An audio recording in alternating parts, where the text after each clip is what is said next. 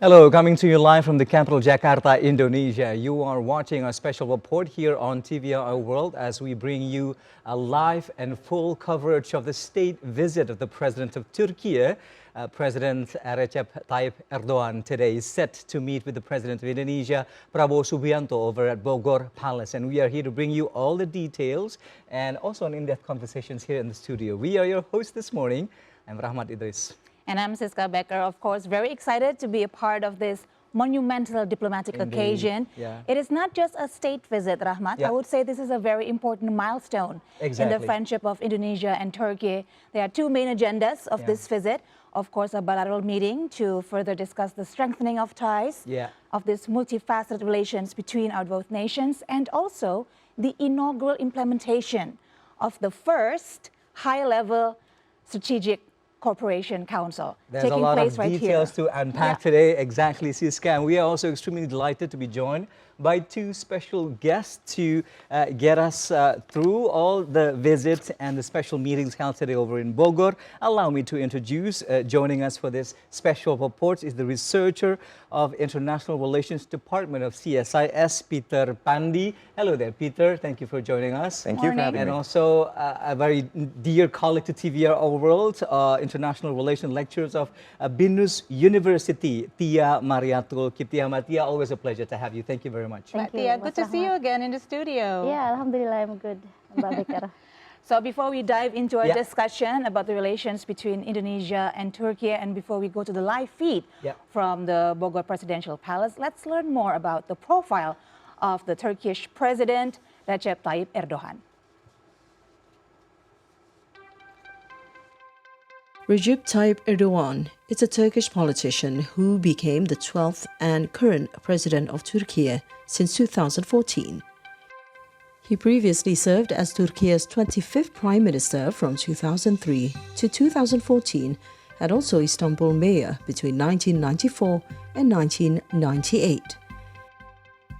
Born in Beyoğlu, Istanbul on February 26, 1954, Erdogan studied at the Marmara University School of Economic and Commercial Sciences before working as a consultant and senior manager in the private sector. Erdogan later became active in local politics and was elected as Welfare Party's Beyoğlu district chair in 1984 and Istanbul chair in 1985. Erdogan was also elected as mayor of Istanbul from 1994 to 1998. In 1998, Erdogan was sentenced to a prison term and removed from his post as Istanbul mayor because of a poem he recited during a public address in Sid province on December 12, 1997. He later established the Justice and Development Party, or AK Party, with a group of friends on August 14, 2001. In 2002, the AK Party won a majority in parliamentary elections, and the following year, Erdogan was appointed as Turkey's Prime Minister on March 15, 2003. He remains chairman of the AK Party to this day. After 3 terms of premiership, Erdogan ran for the 2014 presidential election, which was Turkey's first election that directly voted the president, rather than by the parliament. He won easily in the first round of voting and was inaugurated as Turkey's 12th president on August 28, 2014. Erdogan married Emine Gulbaran, a social activist, on July 4, 1978. Erdogan and wife have 4 children and 9 grandchildren as of January 2024.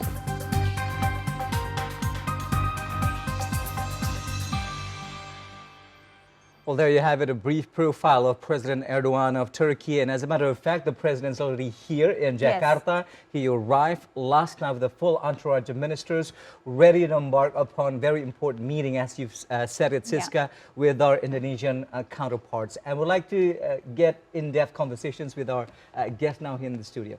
Yes, let's kickstart our discussion. But Peter, we would love to get your perspective and opinions about the relations between Indonesia and Turkey, which we know has really strong historical significance. It dates back all the way to 16th century, I believe, when the Ottoman Empire supported the Aceh Sultanate against the Portuguese. And then diplomatic relations started in 1950, strategic partnership started in 2011. But now in 2025, what would you say are the key factors in the relationship between our countries, Mbak Tia? Okay, that's right, The diplomatic relations between Turkey and Indonesia is the wide range diplomatic relations, and never maybe have the conflict between Turkey and Indonesia. But actually it surprised now.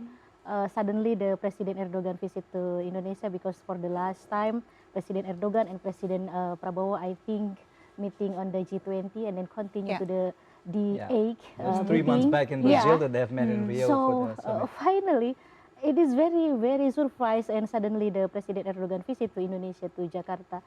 And I think it is, in opinion, it's related to the essential something maybe why the reason President Erdogan visit Indonesia.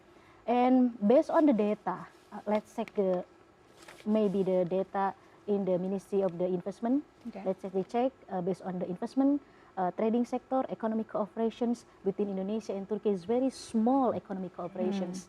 Like the Middle East countries, Turkey also maybe, I think, not pay attention to invest, to maybe cooperate with Indonesia on economic sector, trading and investment. And because I think the benefit only for the Turkey, for the tourism sector, for example.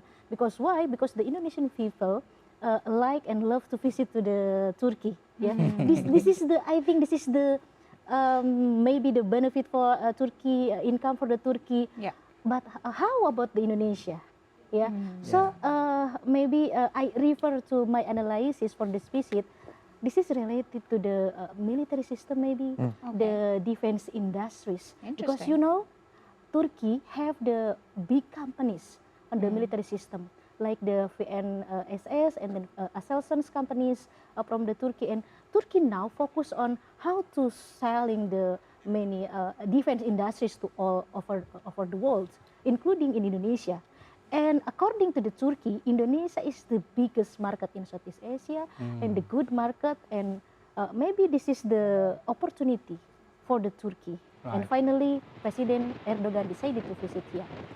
Well, we are a very attractive market for a lot of capital and manufacturing countries around the globe, with nearly 300 million people residing here in Indonesia. And as a matter of fact, let's take a look at what's happening right now prior to the state visits and the very important meetings between President of Turkey with Indonesian presidents. Right now, as you are looking at our live pictures, this is the toll roads leading towards the Bogor Palace, meaning that a few moments from now, Siska and also Mattia and Peter, we are going to be witnessing a moment in history where President Erdogan will be meeting with the newly inaugurated 3 months now, President Prabowo Subianto. And just to echo what you said, Mattia, talking about the interest of Indonesian people visiting Turkey, Istanbul, Cappadocia, I mean, you just name it. You walk through the Sultan Ahmed, you'll just see flocks of Indonesian people flogging. Yes, what a nice place, It is, well, it is very, very nice indeed. But the fact that it is such a massive interest for Indonesians,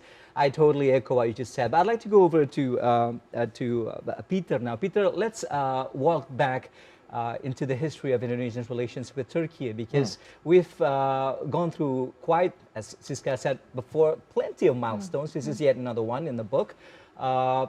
former President Joko Widodo signed the visa-free with Erdogan a little over 2 years ago. That is a diplomatic milestone we'd like to have with a lot of countries to strengthen Indonesian passport. He also built the biggest airport in the world right now in Istanbul. And these particular achievements of his presidencies somewhat also impact the relations with Indonesia. What do you make of all those key historical moments of our relations with Turkey? Yeah, I think the relations with Indonesia and Turkey have obviously escalated in the past few years. I'd like to add a bit into what Mbak said. Defense relations are obviously on top of that, on top of the visa-free agreements that have already been made. But defense, I think in the past 5-10 years have been on the uptick. We've had joint production deals with Turkish defense industry, including stuff like drones as well as armored vehicles, and we've also bought some Atmaka missiles from them. So I think defense cooperation is definitely a highlight. In tourism and sort of these diplomatic agreements, I think the visa thing is also obviously very significant, but direct flights from Jakarta to Istanbul. 15-hour Turkish Airlines. It's been open for a few years I think, now. Yeah, definitely. And I think expanding on that is possibly a way forward for our relations, especially on tourism, because I think now direct flights are only between Denpasar and Jakarta towards Istanbul. And I think expanding that to other tourism areas and business sectors in Indonesia could possibly increase mobility between our two countries. Right. Okay, that's very interesting and encouraging to know. Exactly. A lot of room for growth in this relationship between our both nations. But Peter, if you don't mind, I would love to get your perspective on the significance of the 3 countries that are included in this tour by President Erdogan: Malaysia, Indonesia, and Pakistan. What do you think are the reasoning behind this choosing of the 3 countries? Well, if we look at official statements from the Turkey side, I think on top of mind are obviously bilateral relations between Turkey, Malaysia, Indonesia, and Pakistan, but also global and regional strategic issues, and one of them including conflict in the Middle East and in Gaza specifically. I think Erdogan has already come out with a few statements, I think in Malaysia, saying that Israel has to pay the brunt of the reparation fees for the devastation that is caused in Gaza, as well as I think some of responses towards what's going on in the US. So I think in addition to bilateral agreements between Turkey and those 3 countries, global and regional issues in the Middle East and beyond are also part of the discussions. Okay. Do you expect some statements will be made by President Prabowo and President Erdogan on the joint press statement later on about the Gaza situation? I think so. Prabowo, when he met Erdogan at the D8 summit, Gaza and the Middle East was, in addition to economic trade relations between Indonesia and the Middle East, was a big part of what he said. And given both of their sort of commitment towards the issue, as well as the population on both countries' commitment towards the issue, I think it will be part of the press statement, obviously. Okay. Right. How about you, Mbak Tia? Do you agree this is an effort by President Erdogan to rally public support for the Palestinian cause? I think for the international meeting, I see that the relation between Indonesia and President Turkey always discuss about this, about the conflict Palestine-Israel. But for this meeting, I'm not sure. But, because why? Because this is different, maybe. Platform. It's different, it's different platform. It's different political interest. And I think maybe in this meeting in the palace, the President Erdogan and President Prabowo only the little bit discuss about the Palestine-Israel. Because why? Because this is not forum. You know, so I think they will focus on about the defense industries, and then economic cooperations next for the Turkey and Indonesia. You know, based on the G20, the Turkey and Indonesia declare about the high-level meeting, high-level agreement between Turkey and Indonesia. The high-level strategic cooperation council. Right. So the President Erdogan promised one day he will visit to Indonesia and discuss about this agreement. This is the implementation, the follow-up of that. Okay. I'm also very intrigued with what you said earlier in your first statement, but when you say that despite the prominence in our military cooperations, all the weapons trade that we have with our Turkey counterparts, but it's also worth taking note that the economic cooperations, it's still something we need to pursue with with our Turkey's counterpart. Why is that, in your opinion? Is it due to geographical distance and lack of interest in our commodities or their commodities, for that matter? Give us your opinion on this. Because I think this is related to the Turkey pay attention and focus on the military system. Because the companies and defense industries in Turkey number 50 in the world, and I think the market Turkey try to maybe split the weapons and then the rocket and others try to maybe sell to in the world. And then based on the background, our president Prabowo, the background he's from the military. So I think he's the interesting to maybe cooperate each other, and then focus on the military system. And then maybe Turkey have the company and called is the special for the radar system. Maybe the Prabowo focus on the how to establish and maintain the military system here in Indonesia. And then the President Prabowo think that the economic cooperation, economic development always connect to the military system and how to establish the military system here. So according to the President Prabowo, in my analysis, number one is the how to build the military system in Indonesia. So maybe the economic development will continue after the building the strengthen the military system here. So military, defense, and security issues are key issues number in this one meeting. program or project according to the President Prabowo. And also, just to note the fact that our current president, Prabowo Subianto, is previously the defense minister of Indonesia, meaning that he's been very fluent in this kind of matter in the past 5 years, and something that he'd like to follow up and pursue more during his presidency. And how do you think, I'd like to go over to you, Peter, how do you think that the military conversations, military cooperations and the conversations around that will continue to evolve between, for today's meeting, between the two leaders? I think pursuing, as Tia already said, joint production of military systems and equipments are probably the way forward. Joint production, that is. So it's not just Turkey selling their weapons to Indonesia, but it's joint productions. Because it's part of the Indonesia's offset for defense industry law, where when we purchase foreign-sourced military equipment and systems, there has to be a certain level of transfer of technology and a certain degree of joint production with our own defense industry. Not only does that help fulfill our targets for minimum essential force, which already expired last year, but it also helps develop our defense industry's capabilities to build our own indigenous systems, and I think that really helps. I think one of the concrete examples of this joint development is the joint development of the Kaplan and Harimau medium tank between Indonesia and Turkey. And that is probably something they would be discussing. Maybe join the agreement between the Turkey and Indonesia.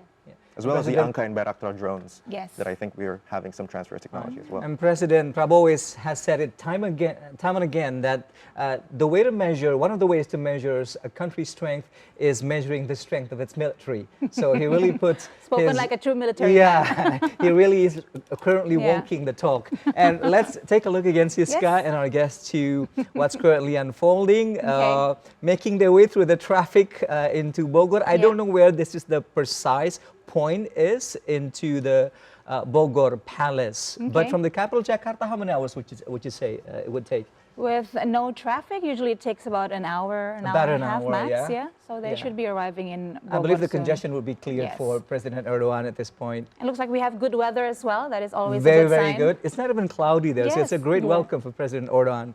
Meaning that President is here. Now let's have more Turkish people coming into Indonesia as well. Not just Indonesians visiting Turkey, but Turks very well visiting said that. Indonesia. Exactly, because every time we put in our passport and they see our Indonesian passport, the green Indonesian, the people at the immigration always say, "Oh, welcome, my brother." So it's like they're always, that's nice. they're always very happy to see Indonesian. And every time you go to shops, you get special discounts when they know that you're Indonesians. Oh, now I want to come. Now I have to come. Oh my God, put it in your me a bucket discount. list. And they would say, "Mari mampir and makan," and stuff like that, even because know they're so Indonesian. familiar with Indonesian visitors. So You're doing a good job of selling this. that to me. is yeah. Are you being endorsed by the I've been there Turkish 5 Tourism times myself, Council? and that is never enough. It's always addictive to go there. But it's time, like you say, but it's time to get them to recognize our country, initiated by the visit of their presidents to Indonesia.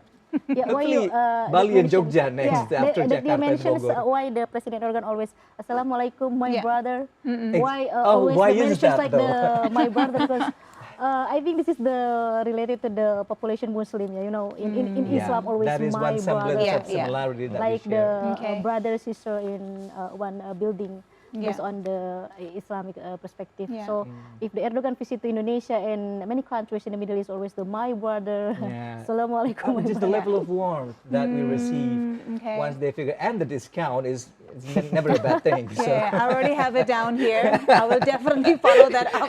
All the checklist there, Siska. So as you said, Matia, we do share a lot of commonalities, Indonesia and Turkey. Not just we are Muslim majority countries, thriving modern democracies. We are also both members of the UN, G20, D8, and also MICTA, right? So how do you think both countries see each other's roles in their respective region, as here in ASEAN and Turkey in the Middle East? I think both countries need each other. Like the Turkey needs to Indonesia because Indonesia that I mentioned, Indonesia is the largest market in Southeast Asia.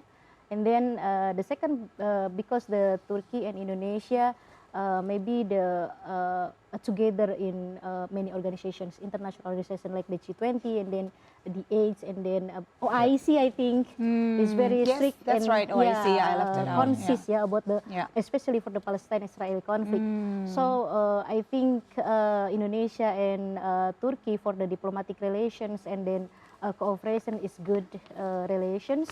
But this is the new, I think, the new something for the meeting, for the agreement, that the maybe must Peter mentions focus on the defense industries. I think I checked based on the data for the maybe comprehensive and free trade area agreement, and then comprehensive economic strategy between Turkey and Indonesia is very small. Yeah, only maybe the tourism sector and maybe fashions, I think. Really? Import fashions for the Indonesia, you know, hijabers and modest like fashion, Muslimah hijabers from the Turkey mostly. So if they check on the economic sector, like the trading, export, import, for the real product, I think it's very small. But we start seeing LC Waikiki opening up in Jakarta and a different. I mean, that is a brand store of Turkey, so that's something. And hopefully, maybe Matahari will be open, or will be open in Istanbul or something. And just on the economic side of it, Peter, let's go over to you. We have a footage of a very special speech and remarks made by President Prabowo Subianto at the past D8 summit. What were the key highlights of that particular summit that you can point out for us before we play out the remarks of our president? Well, I think at some of the key remarks that he said, he's repeated a lot of the same sort of messages and principles that he's said at previous speeches regarding Palestine and sort of uniting as Middle East, as a region, or as Muslim majority countries to help what's going on in Gaza. And this is something that he said before, and as well as at the D8 summit, was that, you know, when we're disunited, we cannot help Gaza and other areas of conflict that are in need of help. And I think that's one of the key remarks that he said. Other than that, it was quite a long speech, so I think he discussed other things like economic, global south, the need for developing countries to help cooperate with each other, and also with global north developed economies as well. Right. So as you said it, it is a very long speech, and we have just a speech for you while we wait for more visuals coming in from Bogor. Let's take a look at the special address made by President Prabowo Subianto at the past D8 summit. Take a look. Matia, give us your take on Prabowo Subianto's remarks at the D8 summits that truly blaze the trail for what we can do within the memberships of the D8. He looks, he's very serious, That's always his stance, that's right. Of the president. Yes, it's just him being himself, Matia. Yeah, because based on that I mentioned, this is the related to the maybe the defense industries, because you know our president is very interesting how to maybe establish and build the military system here in Indonesia.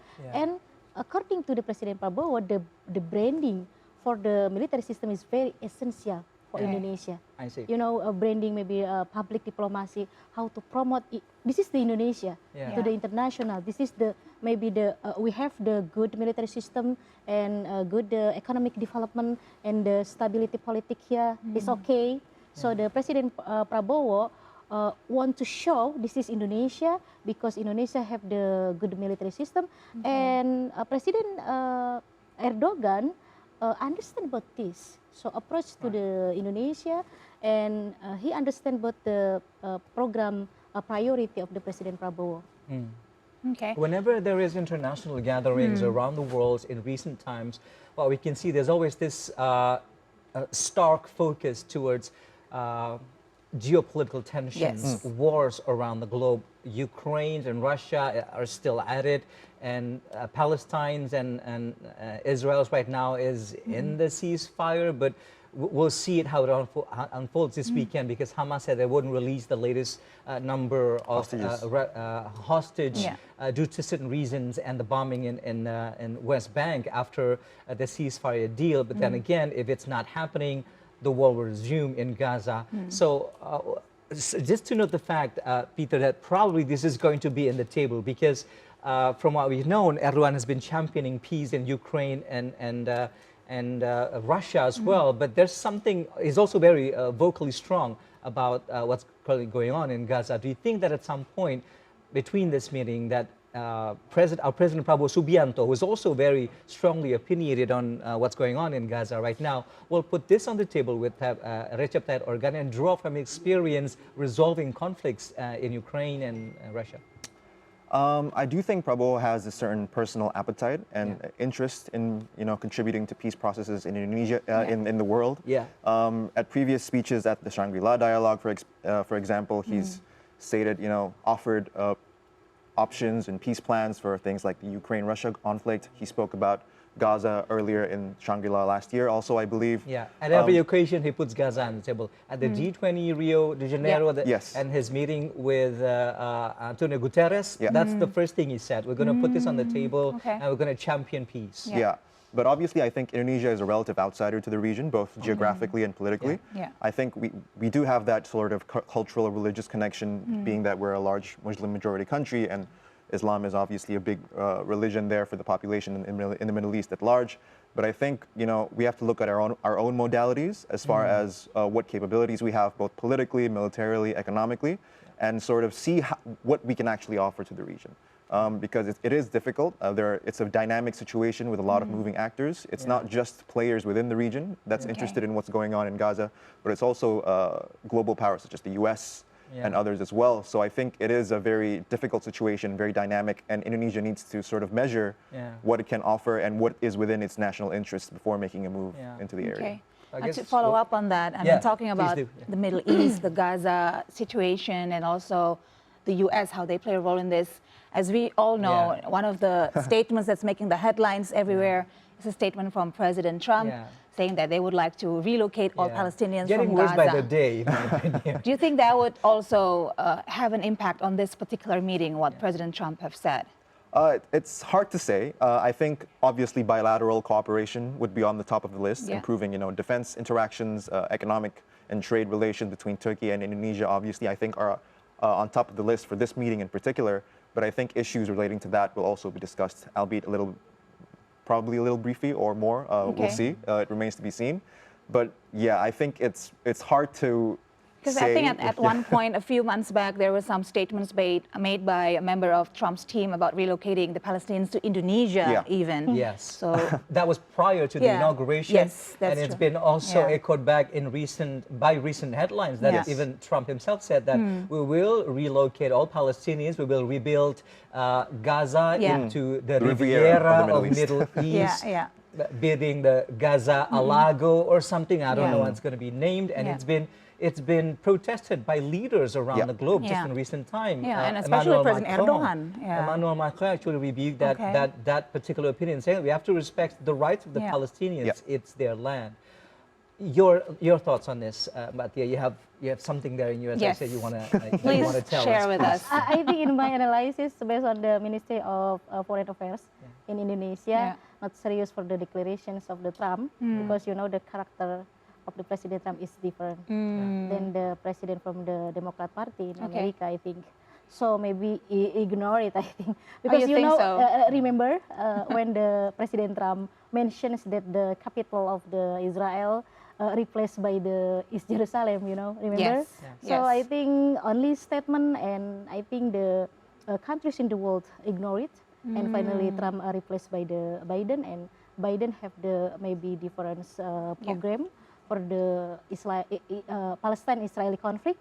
So I think for Indonesia, about the declarations of the Trump, how relocate the Gaza people to Indonesia, I think only statement. Because why? Because not related to the representative of the UN agreement. Okay. So Trump maybe have to learn about the IR knowledge. I think is very lack of knowledge. Yes. And mostly the intellectual groups in America disappointed and shy about the Trump as become the president in America. Yeah. So more of a spur of the moment. This is the risk of President democracy, you know, like in Indonesia. So you're just saying that he just loves stirring the water with Canadians, with Mexicans, with the people of Panama, and even what's that, Greenland? There's a lot of places that you just want to acquire. So. And making the Gulf of Mexico the Gulf of America. The Gulf of America. That's already been changed That's already in Google happened, Maps. right? The name has been changed in Google Maps. And Hillary Clinton is laughing. Okay. Let's take a look at the euphoria there. Siska and also our guests there, Matia and Peter. We're bringing you live pictures now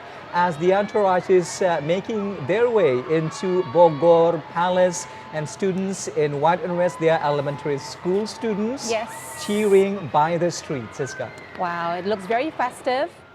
It's very indeed. good to see the warm welcome to Turkey President Erdogan, who's visiting Indonesia again after his last visit in 2022. Exactly. For the G20 summit For the in G20 Bali. summit, when he was wearing the batik, the beautiful batik piece, and you were hosting it in Bali. Yes, I remember. Siska with our colleague Uli. Tell us about that moment, the last time he was in Indonesia, President Erdogan. It was very good actually to see how much he looked like he enjoyed himself. Exactly. Because, watching him in a lot of state official visits, he looked quite serious. But at that time, it was a different setting. I mean, you guys are in Bali, so that's the only I know, ambience and nuance that you should support. Yeah, so we saw a different side of him at that time. That is an excellent. That was a different time. I was just like saying. So I'd like to go back to you, Peter, because from what we've discussed in terms of whether or not Gaza will be on the table, or the influence of Trump at any point will be on the table as well. We're just going to have to wait and see at the joint press conference later on what the two leaders have had to say. But I'd like to go over to our one of the things that our people currently in Indonesia have been paying so much attention to, which is Okay, I have to pause my sentence. We have live pictures from the palace now. Okay. So apparently, the ceremonial events will be unfolding as the welcome ceremony for President Tayyip Recep Erdogan will now take place at the Bogor Palace. Yeah, the welcoming ceremony is ready to be conducted. I think we are waiting for the imminent arrival of President Erdogan. We'll see if he'll have the First Lady, Ermina Erdogan, together with him arriving. We see the Indonesian delegation is also standing by. Yeah. And we have received words that upon arrival at the presidential palace of Bogor in West Java, Indonesia, the welcoming ceremony will be on its way with the horse cavalry and marching band of the Military Academy of Indonesia, and also to be followed by national anthems of both countries and 21 rolls of drums and cannons also, and followed by troops inspection and the introduction of delegations at the veranda, the front veranda of the Bogor Palace. This is the very traditions of welcoming or state welcoming ceremony for state guests. Yes, and from what we have received, including in the delegation of Indonesia to welcome President Erdogan, it will include the Minister of Foreign Affairs, and then Defense Minister will also be a part of it, and Trade Minister, the Energy and Natural Resources Minister, Culture Minister, Religious Affairs Minister, and then Health Minister will also be joining the delegation, which is quite interesting to see what sort of cooperation will be held in health sector. And then also Agrarian Affairs Minister is set to be also joining the delegation.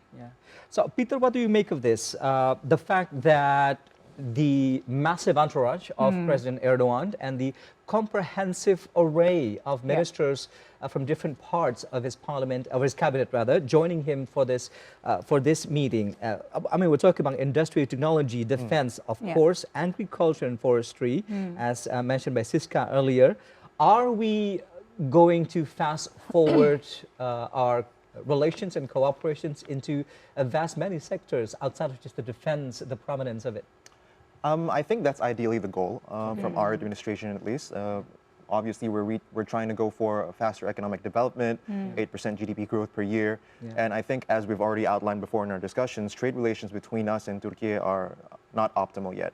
I think we're the 25th biggest exporter to their market, and they don't even reach, they're the biggest, 25th biggest exporter to our market, and we don't even reach top 50, I think, as exporters to their market. And I think most of the commodities that we export to them include stuff like palm oil, steel, and iron, and could be expanded to other sectors like energy, and so on and so forth. And one thing that I do think is going to be on the table for discussion is probably Prabowo's free lunch program.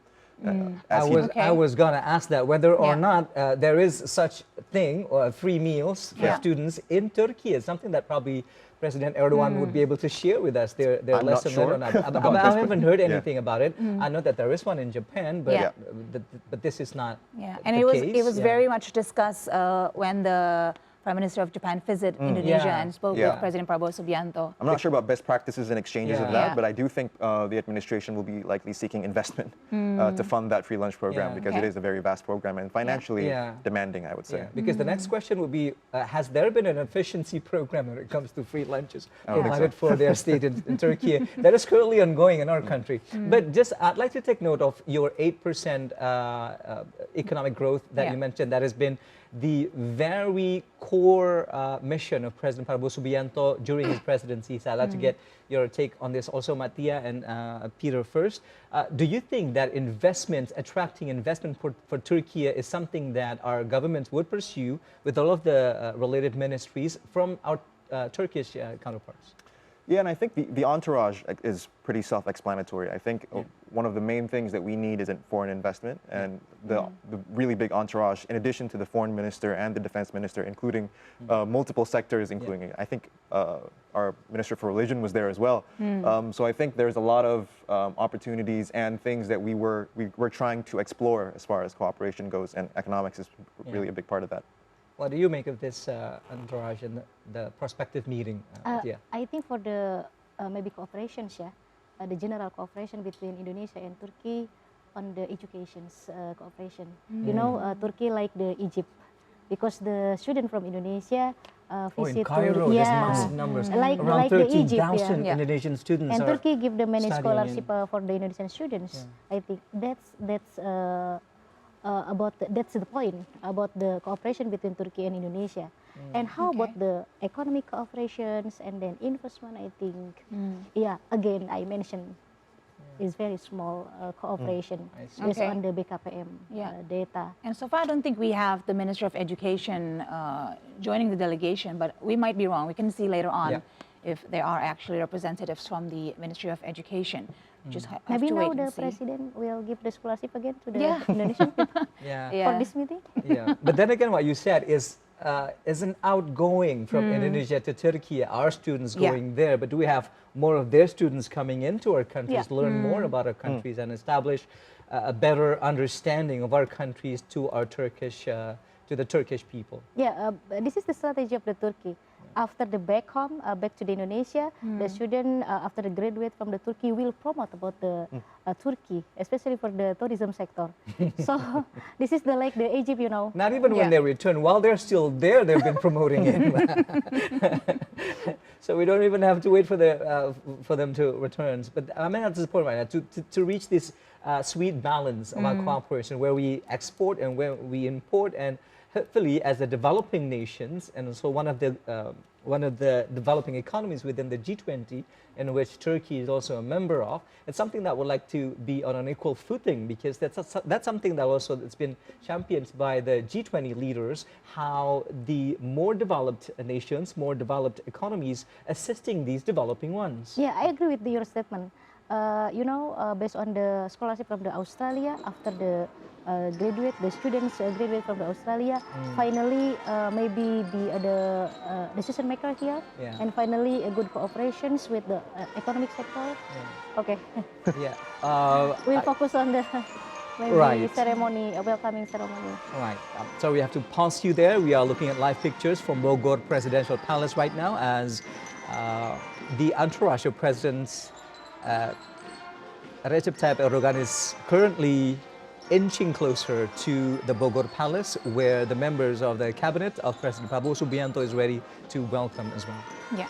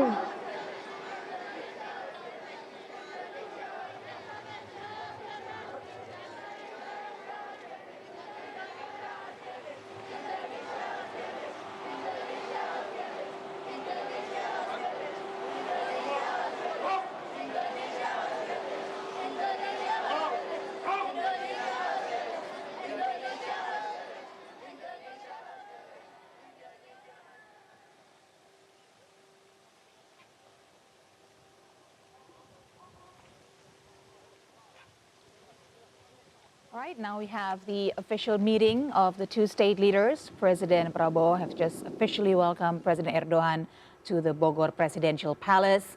Both state leaders are looking quite cool in their sunglasses. Exactly. I was going to take note of their Ray-Bans, yes. if it's Ray-Bans at all, Siska, because it is one of those monumental moments here currently transpiring at Bogor Presidential Palace. The two leaders just met a little over 3 months ago in Rio de Janeiro, Brazil for the G20 summit, and now they meet again here in Indonesia for a bilateral meeting between Indonesia and Turkey. We cannot wait to see what they have in their arsenal to sort of lay down on the table and the outcomes of this meeting. And we're currently witnessing the cannon salutes 21 times there. I wonder what the number represents.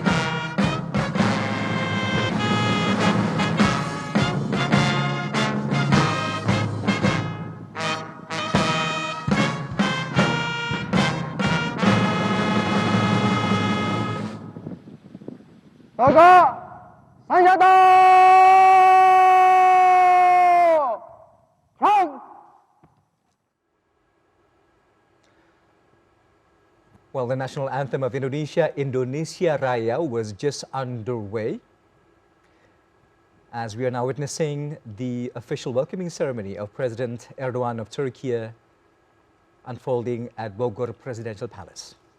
Lapor upacara penyambutan siap dimulai. Selanjutnya pasukan siap diperiksa.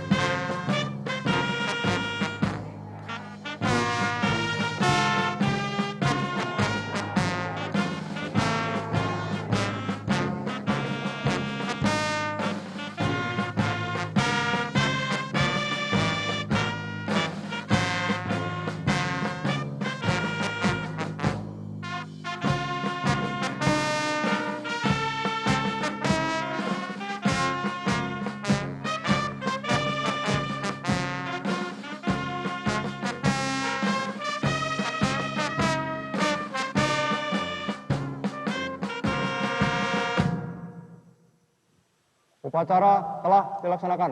Laporan selesai. Balik tempat.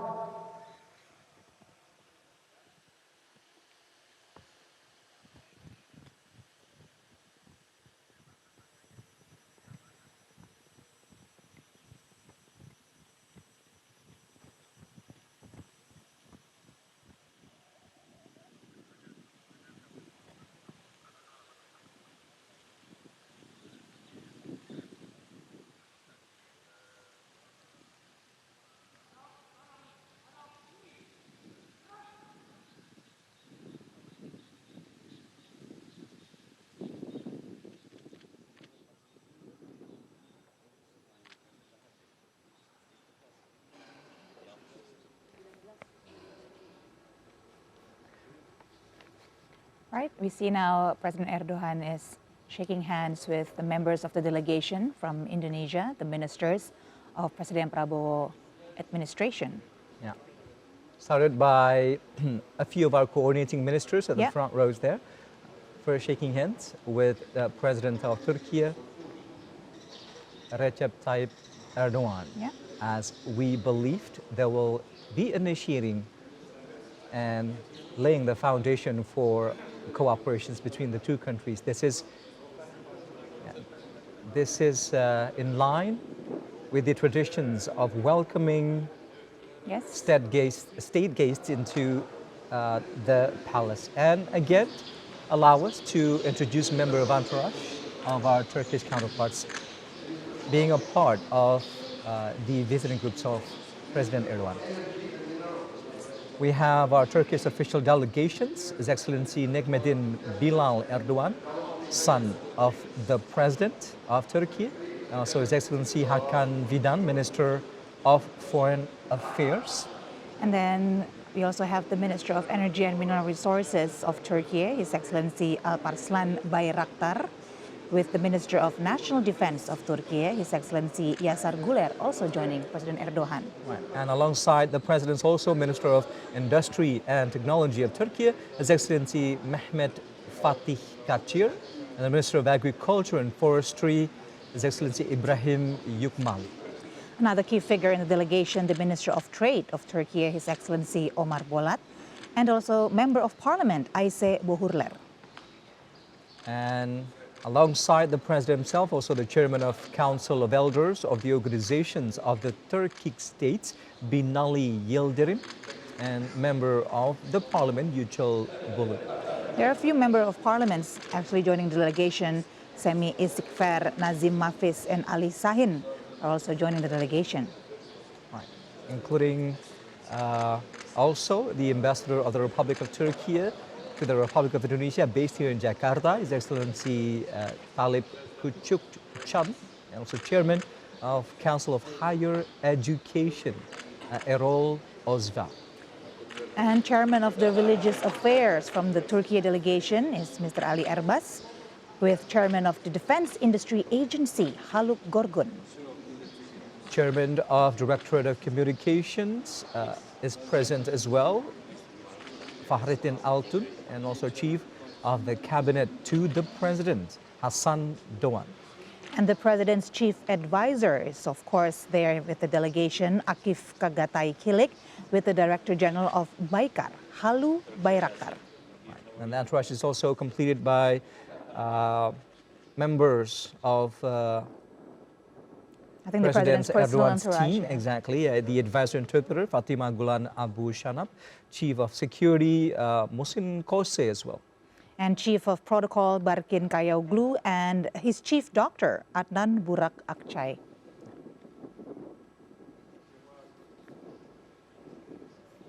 Quite a large entourage. Exactly. And on behalf of our Indonesian cabinets, we also have the Coordinating Ministry for Human Empowerment and Culture, and also our own Ministry of Foreign Affairs, Minister of Defense, Minister of Trade, Minister of Energy and Mineral Resources, also Ministry of Culture, right, Siska? Yes, and Minister of Religious Affairs, as we mentioned before, Minister of Industry, Health Minister, Finance Minister, we saw Sri Mulyani Indrawati there, and also Minister of Agrarian Affairs, Minister of state enterprises, I think. Exactly, yeah. And also the cabinet secretary and our ambassadors, Indonesian ambassadors to Turkey. And when we mentioned that the son of President Erdogan is present, coming along with the presidents, the son of our own president was also there. I saw a glimpse of him earlier. So I guess there will be president sons bilateral meeting on this side. First sons. First sons. Oh, that's the word for it, Siska. First sons meeting. Okay, now I have the photos, the official photo session of the two state leaders and the signing of the guest book. Yes, this is in the Lotus Room, if I'm not mistaken. Yeah.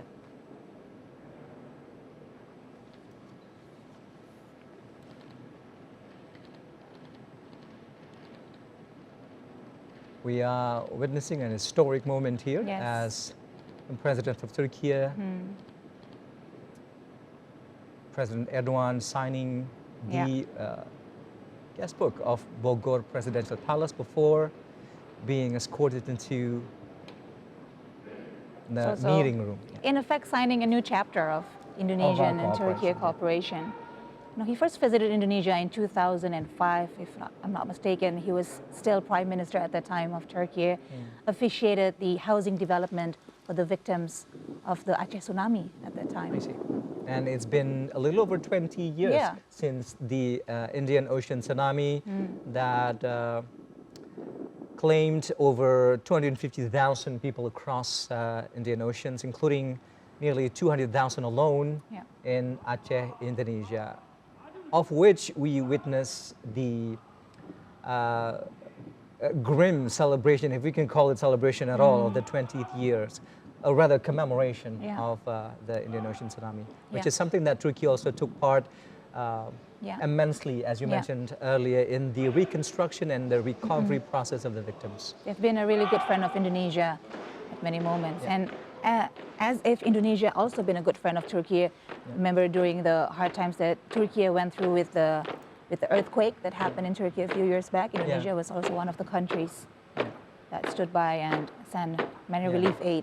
And also to highlight the fact that in the third month of his presidency of Prabowo Subianto, President Prabowo Subianto is now already been receiving state guests from different parts of the world and now from Turkey as well, which says some things about the strong bonds between the two countries.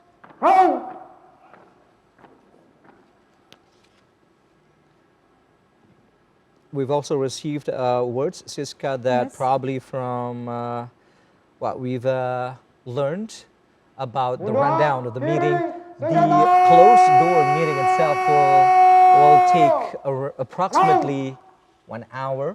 So I guess plenty of details to discuss. Whether or not it's going to stick to the timeline, we're just going to have to wait and see.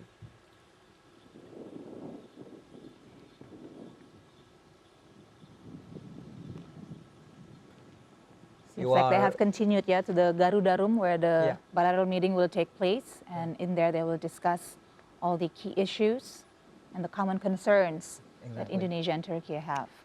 And you are currently looking at the aerial view of the Bogor Presidential Palace of West Java, Indonesia, a little over 1 hour away from the capital Jakarta, where it has been very common for Indonesian presidents to receive esteemed state guests to the country. That is a postcard image that of the Bogor Presidential Palace. Breathtaking. I don't think I've ever seen it from this angle before. I've never been a bird myself. Very beautiful. We have beautiful weather. This is one of the 5 palaces, presidential palaces of Indonesia, right? Yes. I think I want to ask you how many ministers attendance for this meeting. Okay, let's take a look at the numbers again. As we've mentioned earlier, our Indonesian ministers, we have 14 of them, including... I think all ministers will come up with a representative of the maybe agreement that will they sign the agreement. Trading and then maybe investment and then culture. What's also very interesting about these kind of meetings is that all the key points of these cooperations have been discussed months, if not weeks, and if not months before this meeting. So essentially what they're doing is just signing it, right? But from what we've learned throughout the course of the years, Peter, what do you think will be essential for these ministers to bring out into detailed terms of cooperations that will be signed by both parties? Well, that's tough to say because our relations are typically strong in the defense sector, which I think has been outlined. That's always the topic. Yeah, that's always the topic, but it's still pretty one way. We're buying. I think joint production has to be part of it as well. And I think economic relations to improve, trade and investment both ways between our countries.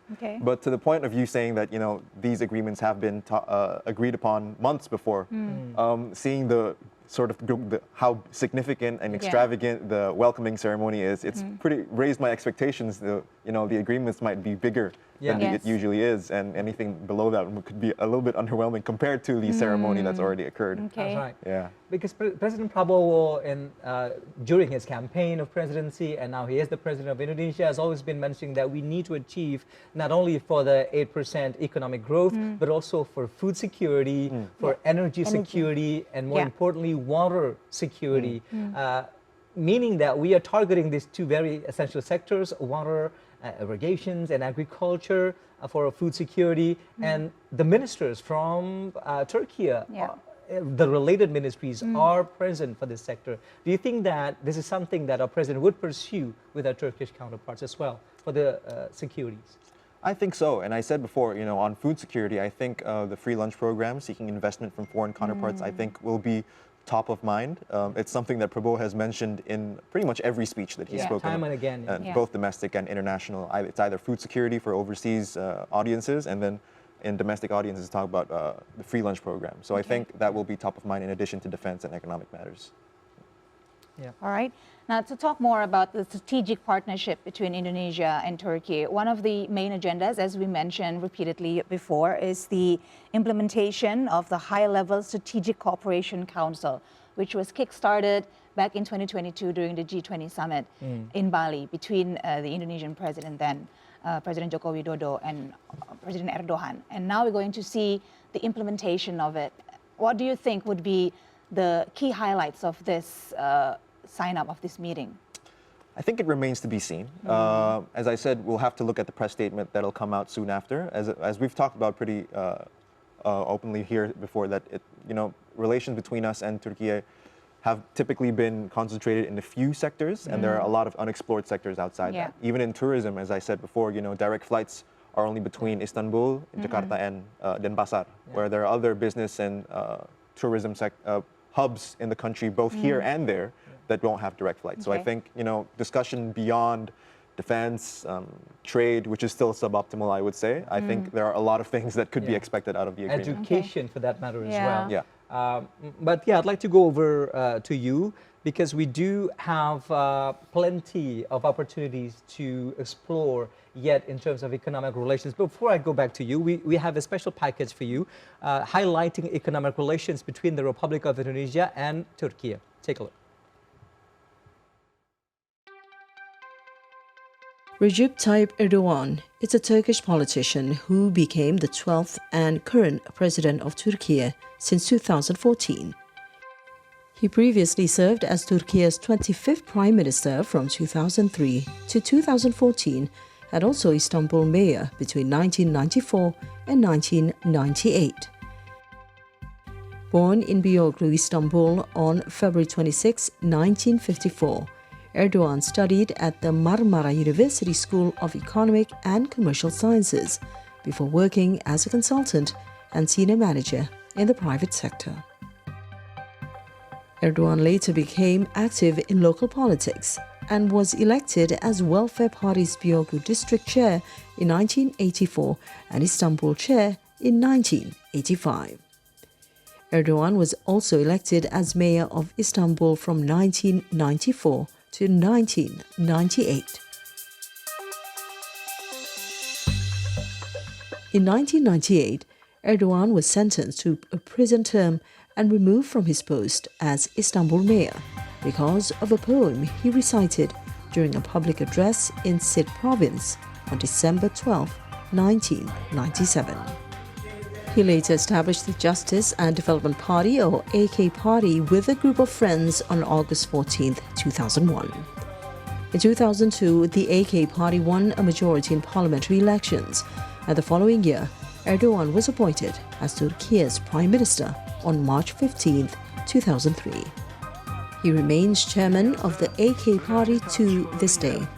Yeni Amerikan yönetiminin After 3 terms of premiership, Erdogan ran for the 2014 presidential election, which was Turkey's first election that directly voted the president, rather than by the parliament.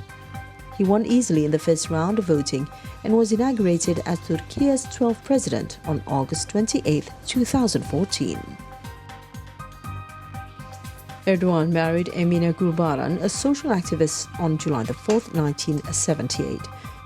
Erdogan and wife have 4 children and 9 grandchildren as of January 2024.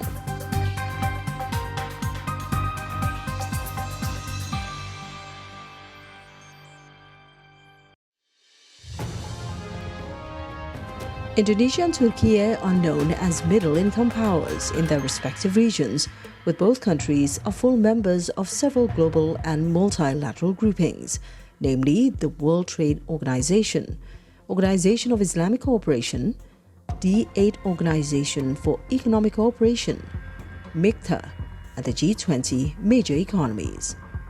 With the growing global uncertainty and rising geopolitical tension, both Indonesia and Turkey see the need to strengthen their existing mutual bilateral economic cooperation.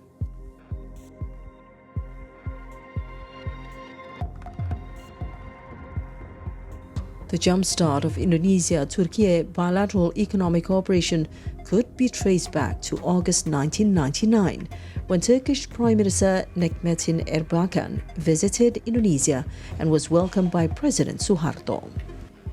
During his trip, Erbakan visited the Indonesian aerospace technology facilities in Bandung, West Java, showing his amazement at the progress of Indonesia's aerospace industry at that time as a fellow modern Muslim majority country.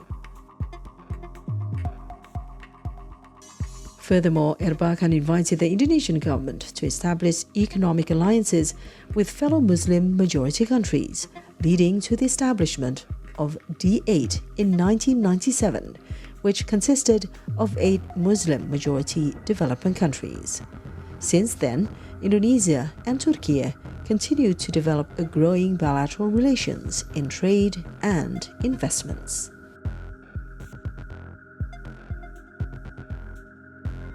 In 2017, as both countries saw the importance to build a more solid ground for their economic cooperation, then Indonesian President Joko Widodo visited Ankara, Turkey, where Indonesian delegates and Turkish officials signed 2 agreements, namely in healthcare and the launch of economic negotiations to establish the Indonesia-Turkey Comprehensive Economic Partnership Agreement, or ITSEPA. President Jokowi also discussed Indonesia's potential strategic industrial development that Turkey could support. In 2020, the relations of both countries began to flourish more as the ITSEPA were agreed and implemented, with emphasis on military and technology trade agreements. Business people and the governments of Indonesia and Turkey agreed that the ITSEPA was important to help alleviate negative impacts of global uncertainty, which had been going on a few years before. For Indonesia, ITSEPA laid the ground for the country to access the Middle East, South Europe, and North Africa through Turkey. While for Turkey, Indonesia was a potential market in ASEAN, a huge economic grouping with a population of 600 million.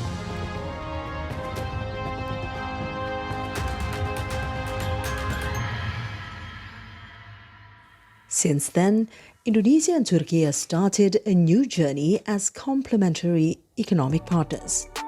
In 2023, Turkey exported goods worth $289 million to Indonesia, with the main commodities such as machinery, and mechanical parts, tobacco products, inorganic chemicals such as fertilizers and carpets. Meanwhile, Türkiye imported from Indonesia synthetic fibers and other products such as natural rubber, coffee, spices, pulp and paper, as well as footwear, among other commodities. In 2024, Türkiye became one of the biggest receivers of Indonesia's non-oil and gas exports, contributing almost 26% to the total value. The exports to Türkiye helped Indonesia to book a total trade surplus of $31.04 billion in 2024, maintaining Indonesia's trade surplus for 5 consecutive years. Türkiye is also Indonesia's 47th biggest foreign direct investors, with investment value reaching $9.24 million in 362 projects, according to Indonesia's Investment Ministry's data as of September 2024. Last year, Indonesia and Türkiye discussed a plan to step up cooperation in manufacturing following a meeting between Indonesian Industry Minister Agus Gumiwang Kartasasmita and Turkish Industry and Technology Minister Mehmet Fatih Kasir, as well as business players of both countries during Agus's visit to Istanbul and Ankara. From the meeting, both countries agreed to tap into cooperation opportunities in electric vehicle, halal products, and defense industry. As Indonesia aimed to boost energy transition, its government had invited Turkish EV producers to invest in Indonesia with offerings of various incentives, including import duty exemptions and luxury goods sales tax for imports of a certain volume of EVs.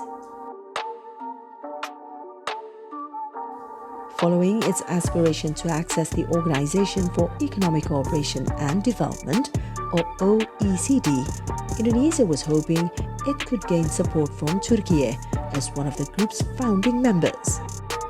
Indonesia hoped to learn from Türkiye's OECD membership to elevate its global standings as a prospective developed country in the future.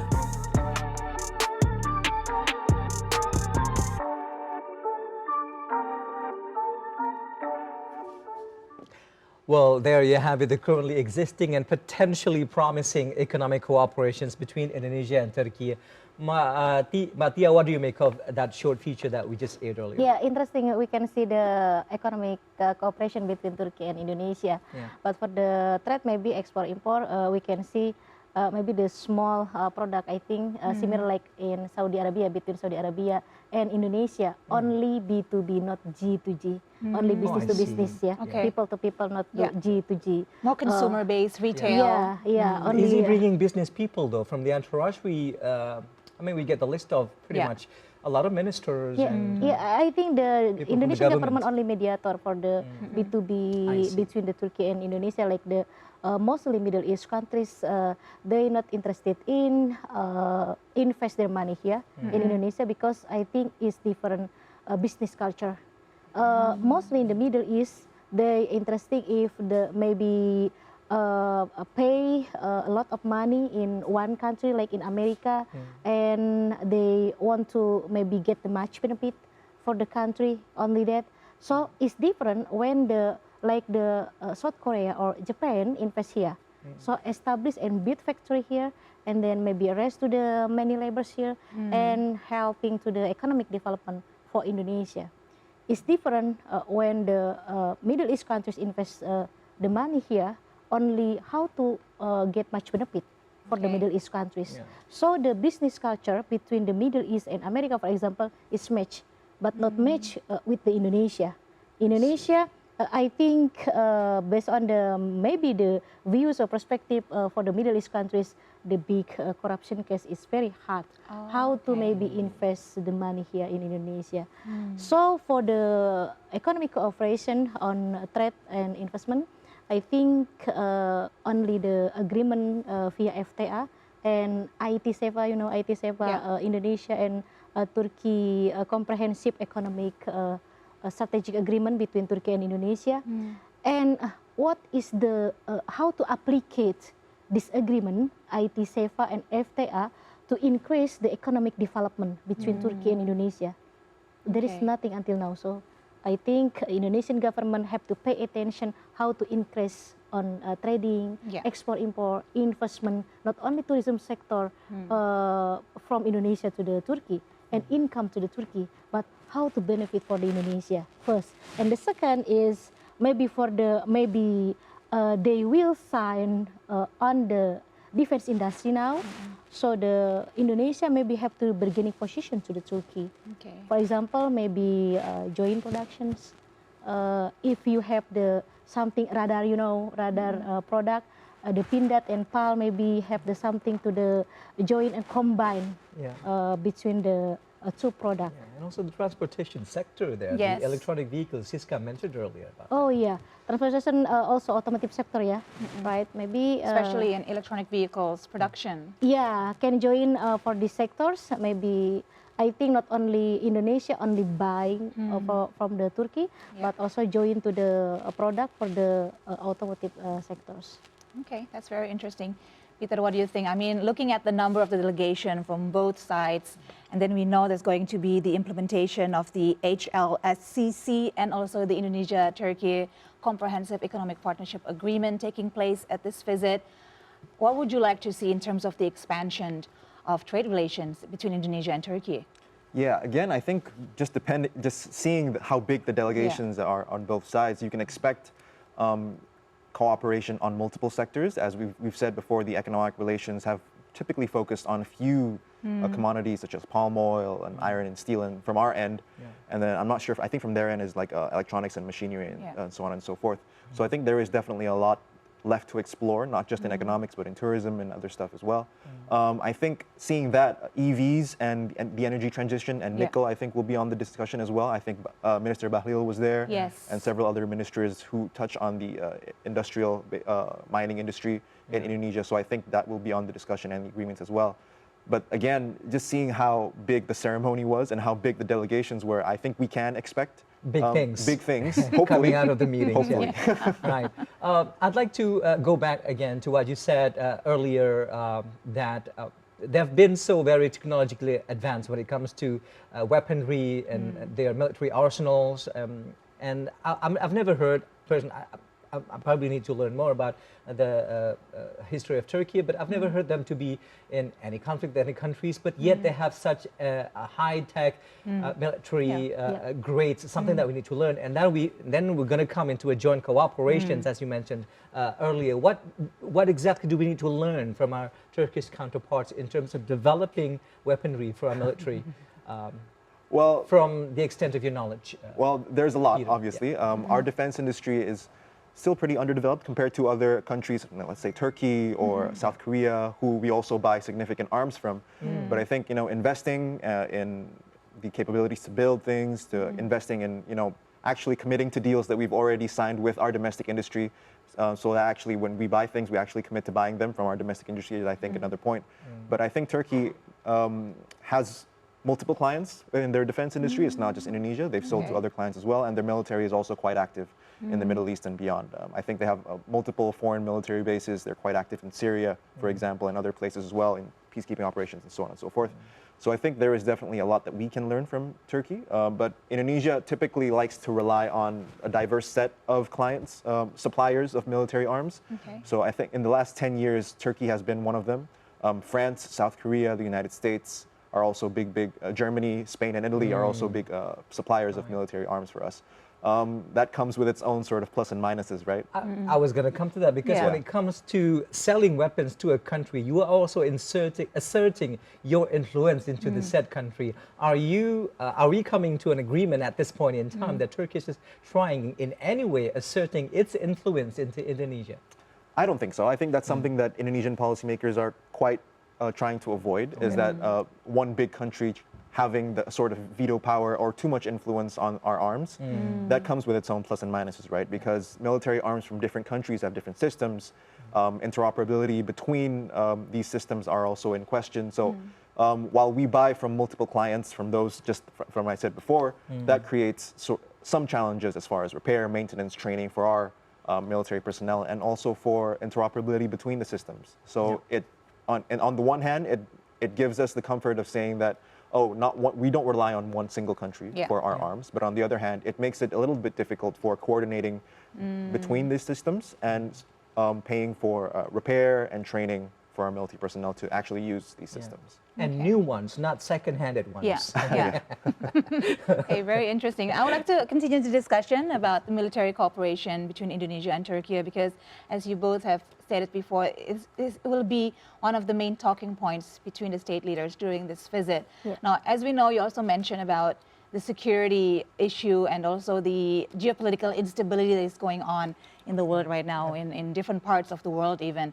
Do you think that's also got to do with the reason why President Prabowo decided to do such an expansion of cooperation with Turkey to, get as much of ally from this country, with everything that's going on, especially with the tension between U.S. and China? And as we know, repeatedly, President Prabowo have said he would like to make as many friends as possible in the global stage. So do you think this is one of his maneuvers to ensure that? Possibly, but I'm less inclined to say so, because I think Turkey and Indonesia have very different security outlooks. Turkey is very active militarily in the Middle East, as I said before. We are an archipelagic country. Our threats span, maritime, aerial, and land threats as well. We have, transnational crime, we have border disputes, and so on and so forth. So I think the security outlook differs significantly between ourselves and Turkey. We don't have a military presence in the Middle East outside of peacekeeping operations. But then it's under the jurisdiction of the UN. So I think it's very different situations on security cooperation. On defense, I think it's a bigger argument to make, because there is a need for us to fulfill our minimum essential force requirements, and we also have a desire to build our defense industry to become more independent and to be able to build more indigenous systems. And for them, they'd like to sell some of their products that they've already made. So I think on defense, you'd find more common interests in that regard, whereas on security, I think it's a little different, because the threat outlook, our interests are quite different, and we're also quite geographically apart, right? They're located in a central area between the Middle East and Europe, whereas we're a maritime country connecting the Indian Ocean and the Pacific Ocean. So it's very, very different. All right. Okay. Let's go over to yet another organization that both Indonesia and Turkey are a part of, which is the Organization of Islamic Cooperations, or the OIC. Take a look at the summit last year that took place and the key outcomes of it. The leaders of 57 nations under one roof to seek. Apparently, we're having technical difficulties in playing back that report. We'll get to it in a few moments later on. I'd like to go over to you, Mattia. From the military, maybe we'll return to it again, but I'd like to touch on the education part of our cooperations. You mentioned earlier, you are a scholar yourself, that a lot of universities in Istanbul have been attracting Indonesian students to come over and study, but not necessarily vice versa. So what more can you tell us about the education cooperations that have been existing and potentially evolving between the two countries? Okay, education sector based on the IR perspective include to the, I think, the culture diplomacy, because the culture diplomacy, the aims of the culture diplomacy to how to maybe influence one country because of the across the culture, and then give the many scholarship from many countries, especially for developing countries, including Indonesia, like the Australian Awards scholarship AAS for the last period ADS. This is the called is the ADS or AAS is the types of the scholarship from the Australia to the Indonesian people, to the students in Indonesia. And the aims is after the back home can build Indonesia and maybe influence to the policy. If the maybe one day become to the figure or decision maker here, so influence to the bilateral ties between Australia and Indonesia.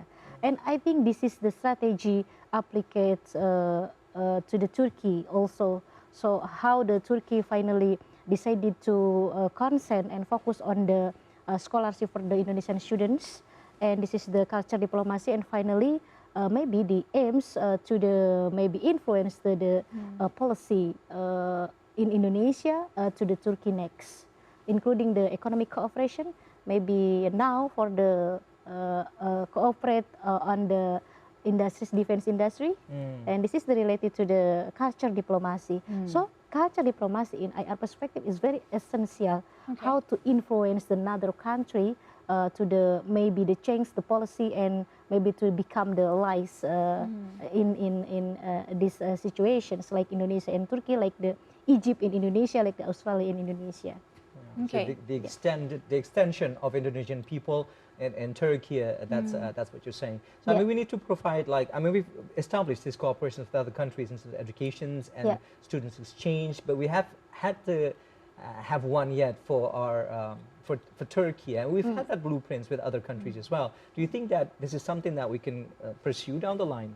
Yeah, I think for the education sector cooperations, there is no issue. Yeah, it's good and it's very merging between the both countries. And so maybe for this meeting, how President Prabowo maybe have the bargaining position for the Turkey to increase the economic development, because this is good for the Indonesia, not only I think for the defense industries, but how to increase the economic sector for the trading and investment, because the Turkey is good for the maybe in the European countries multilateral, and then how to the Turkey try to the maybe approach to the many regions in the world, including in the Middle East countries. So I think this is the good opportunity for the President Prabowo how to approach the Turkey to increase the economic sector significantly, not only for the defense industries, not only about the culture diplomacy and the scholarship, and then maybe tourism sector, but you know, based on the economic development, divided 4 sectors: investment, trading, tourism, and migrant workers. So 4 sectors the Indonesian government maybe will discuss and mentions for this meeting. All right, very insightful conversation so far we've been having with our guests. We'll be having a short break, but please don't go anywhere. Our special report will return soon to TVR World. Stay close.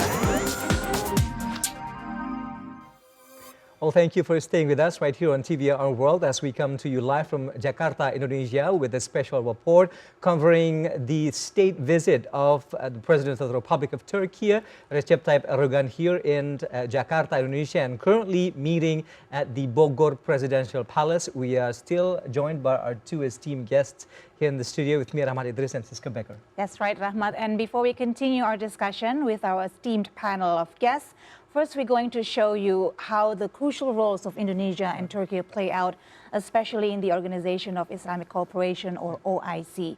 Let's take a closer look. A rare and powerful gathering, the leaders of 57 nations under one roof to seek a path to peace. Member states of the Organization of Islamic Cooperation and the Arab League have come together in Riyadh, united in interest in the ongoing war in Gaza and Lebanon. Among them was Turkish President Recep Tayyip Erdogan, whose presence underscored Turkey's deep commitment to the Palestinian cause. He called for swift and unified action to alleviate the suffering in Gaza. While a handful of Western countries provide Israel with all kinds of military, political, economic, and moral support, the insufficiency of Muslim countries to react has unfortunately led us to this situation. Based on international law and the UN Charter, it is of utmost importance that we continue our coordinated efforts to take coercive measures against those who commit genocide in Palestine. We cannot allow our differences of opinion and attitude to become a barrier. The ongoing humanitarian crisis in Gaza and Lebanon was a focal point of the summit, as discussions emphasized the importance of a 2-state solution and the extent of the devastation. Civilians face an unimaginable struggle, with 90% facing severe food insecurity and a critical lack of basic necessities. We call for the implementation of UN Secretary Council Resolution 2735, which demands a halt to Israeli aggression, ensures the delivery of humanitarian aid to the Gaza Strip, mandates the withdrawal of occupation forces from the area, and affirms the state of Palestine's right to assume its sovereign responsibilities. The conflict has now spilled into Lebanon, putting thousands of lives at risk.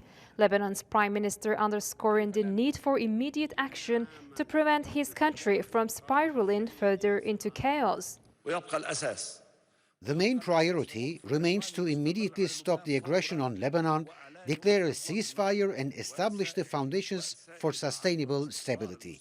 This includes reaffirming the Lebanese government's strong and unwavering commitment to all provisions of the UN Resolution 1701, strengthening the army's presence in the south, working closely with international peacekeeping.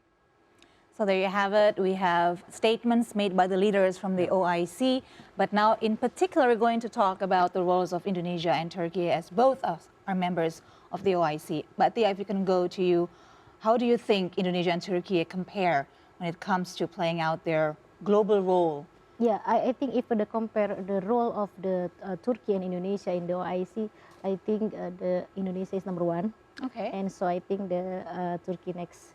So why do you think we're number one? Yeah, for example, if create the ceasefire or peace agreement between Gaza and Israel, finally the President Jokowi at that time, OIC asked to the President Jokowi as the representative of the OIC to discuss with the President Biden in the Washington DC at that time.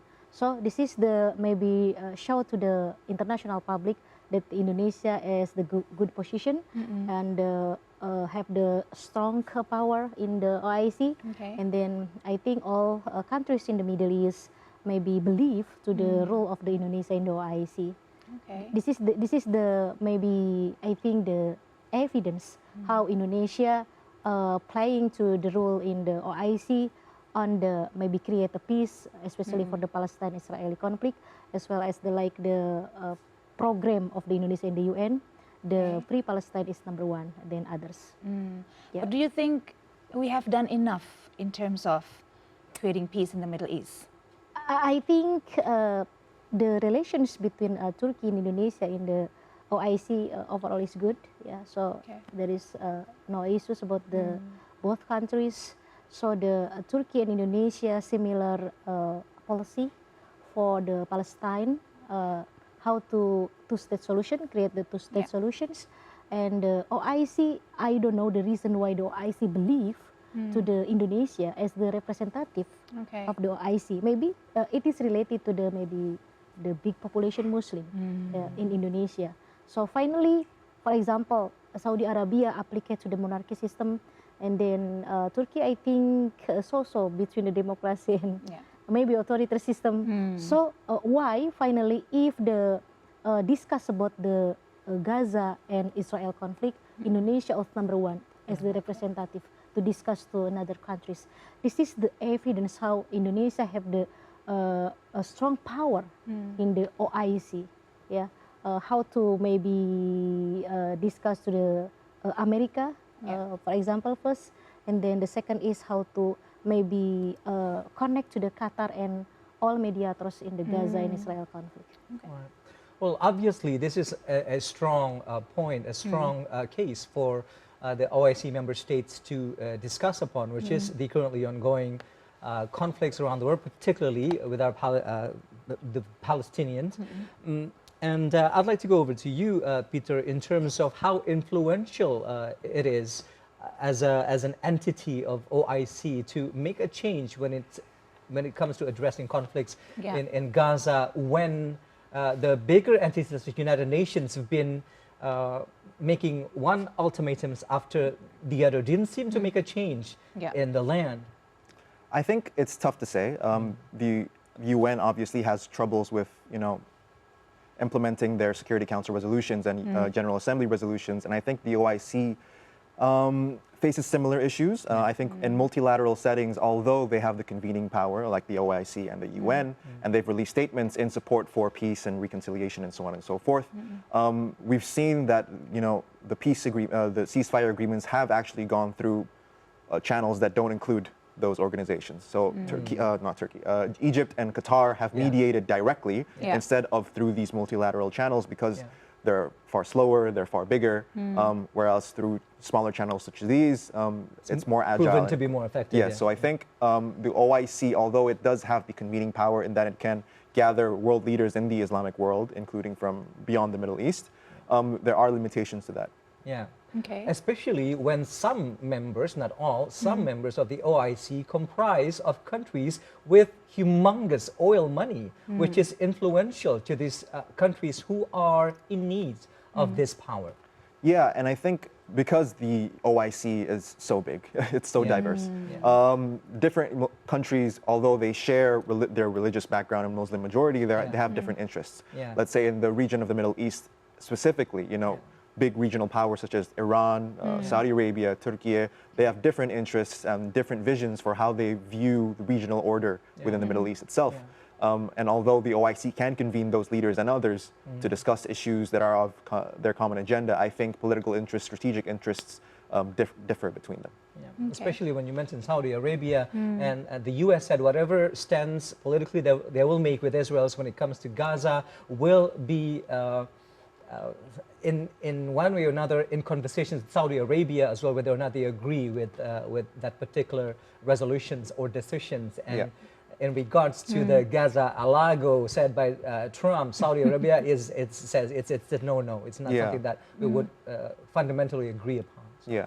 And I think we haven't even touched upon the aspect of the U.S., right? Yes. Because they're also obviously a big player, and their influence and Israel both ways, Israel to D.C. as well, I think is something that the OIC is beyond the impact that the OIC can give. Yeah. Okay. Now, in terms of what the public expected, we've been hearing a lot of comments about how many people actually are expecting that for Indonesia and maybe also Turkey together to put more pressure for the Palestinian cause to U.S. and Israel. Do you think that's in any way happening in this visit? In this visit in particular, I think bilateral agreements are on top of mind. I do think there would be a small discussion, a small to medium portion of the discussion will be dedicated to regional and global issues. I'm not sure that they would be discussing developments in Washington, D.C. I think the focus would definitely be more on bilateral cooperation rather than political developments in other countries. Yeah. Okay. I'd like to go. Okay, I just received words that we have to take another quick break. To continue discussion, very excited. But we were just told to take Burning a break. questions here, guys. Anyway, we're going to take another short break while we wait for the latest updates coming from Bogor Presidential Palace with the outcomes, the key highlights of the currently transpiring meetings behind closed doors. We'll return in just a few minutes. Stay with us.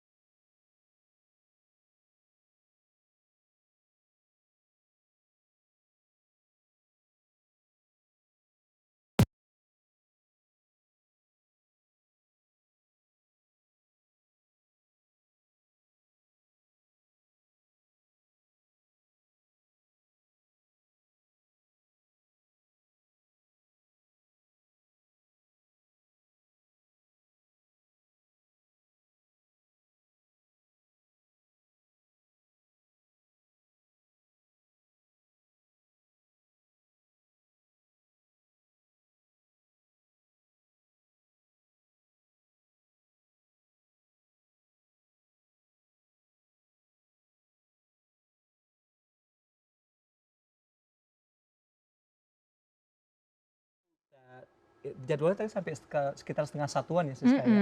Meaning that sekarang 12.02, sekarang udah setengah satu. So iya harusnya.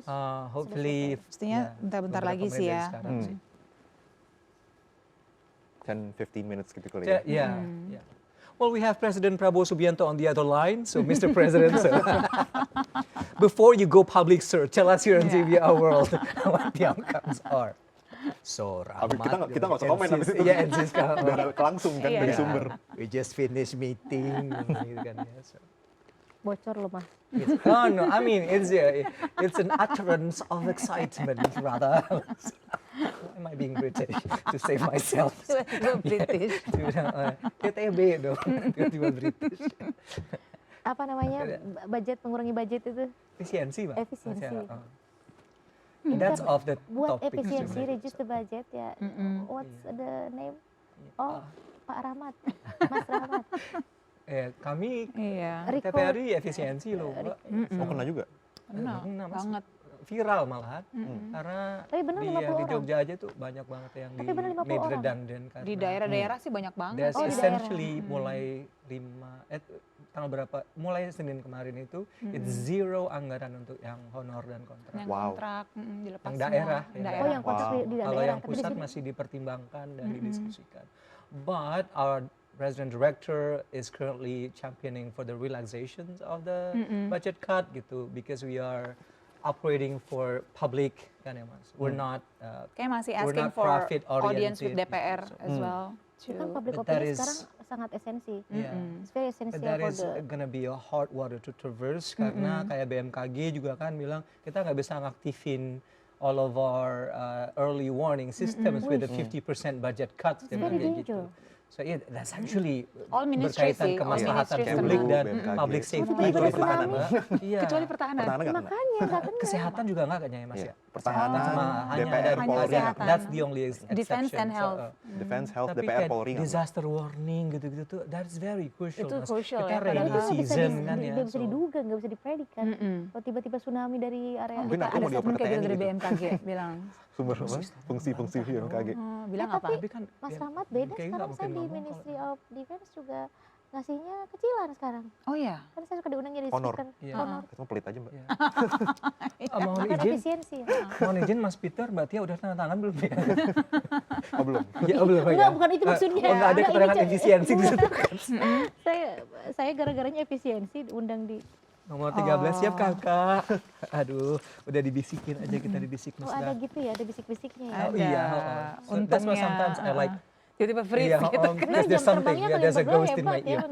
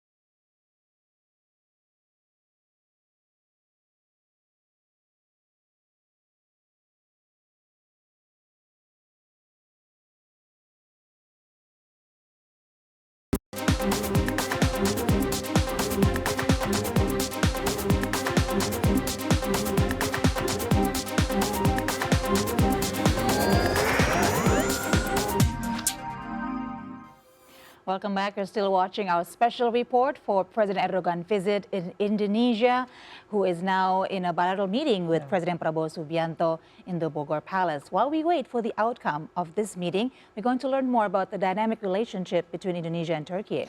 That's right, Siska. We've been enjoying such harmonious and long-lasting bilateral and diplomatic relations between Indonesia and Turkey that spans across different many sectors. And now here's a brief look of our diplomacy efforts between Indonesia and Turkey. Take a look.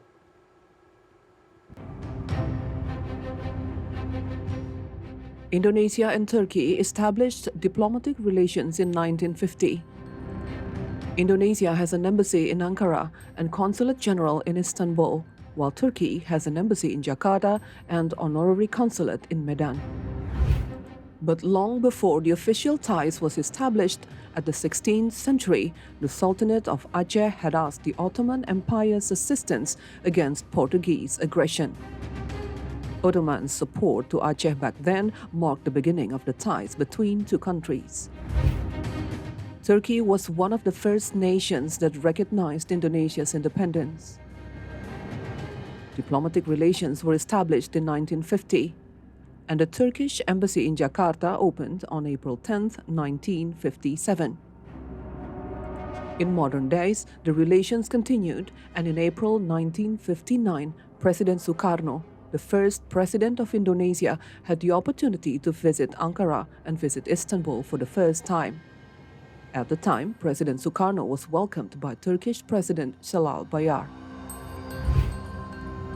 Decades later, in August 1996, the then Prime Minister Nikmatin Erbakan visited Indonesia and was welcomed by Indonesia's second President Suharto, making a new era of relations between the two countries. Years later, following the 2004 Indian Ocean tsunami disaster, the then Prime Minister Recep Tayyip Erdogan of Turkey visited the disaster-hit Banda Aceh region of Indonesia in February 2005. Since then, with increase of mutual high-level visits, the bilateral relations gained a new momentum, and both countries decided to upgrade their ties to strategic partnership.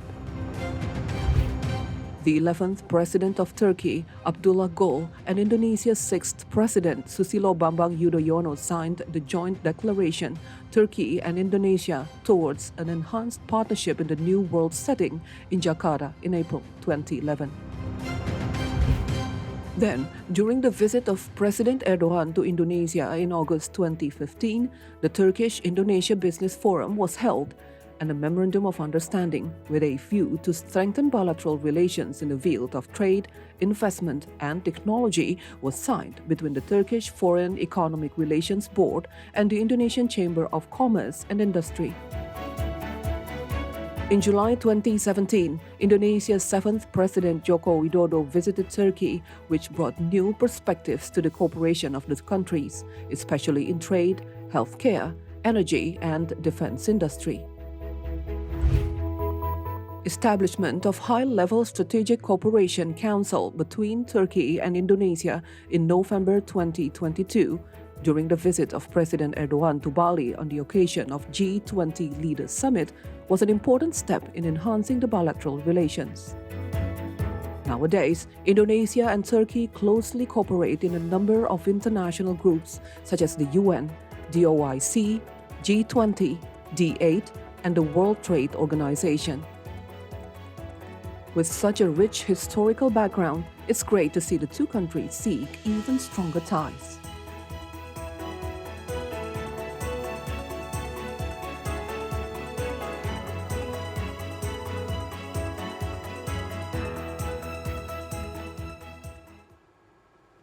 There you have it, the timeline of our diplomatic relations between Indonesia and Turkey that dates back to 1950, when the diplomatic relations was firstly established. I was actually staggered to see that his moment in history where first president of Indonesia, President Sukarno, addressed the public in Turkey wearing the shades like President Prabowo wore today for the historic meeting. Very interesting. I think it's a small minor detail that President Prabowo would like to bring up for this particular moment in history. So that's something. Now let's go to our guest, Rahmat, and discuss about the diplomatic relations between Indonesia and Turkey. But it means that this year in 2025, we are celebrating 75 years of diplomatic relations. What do you think are the main challenges and also the main opportunities for the expansion of relations between Indonesia and Turkey? I think the benefit mutualism between the Turkey and Indonesia. First, for example, maybe the similar identity, ideologies, majority for the Muslim countries, both Indonesia and Turkey. And the second is maybe the Indonesia and Turkey, maybe together with the many international organizations like the D8 and then G20 and then the middle power countries, including the Australia and others. And then the third, maybe this is related to the I think the similar policy on the global politics.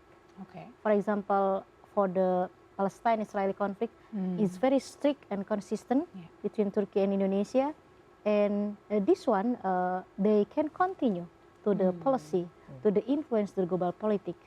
But I'm not sure. Again and again, mentioned for the economic cooperations, because maybe the factors influence for this economic cooperation, maybe dealing with the geographic locations between the Turkey and Indonesia.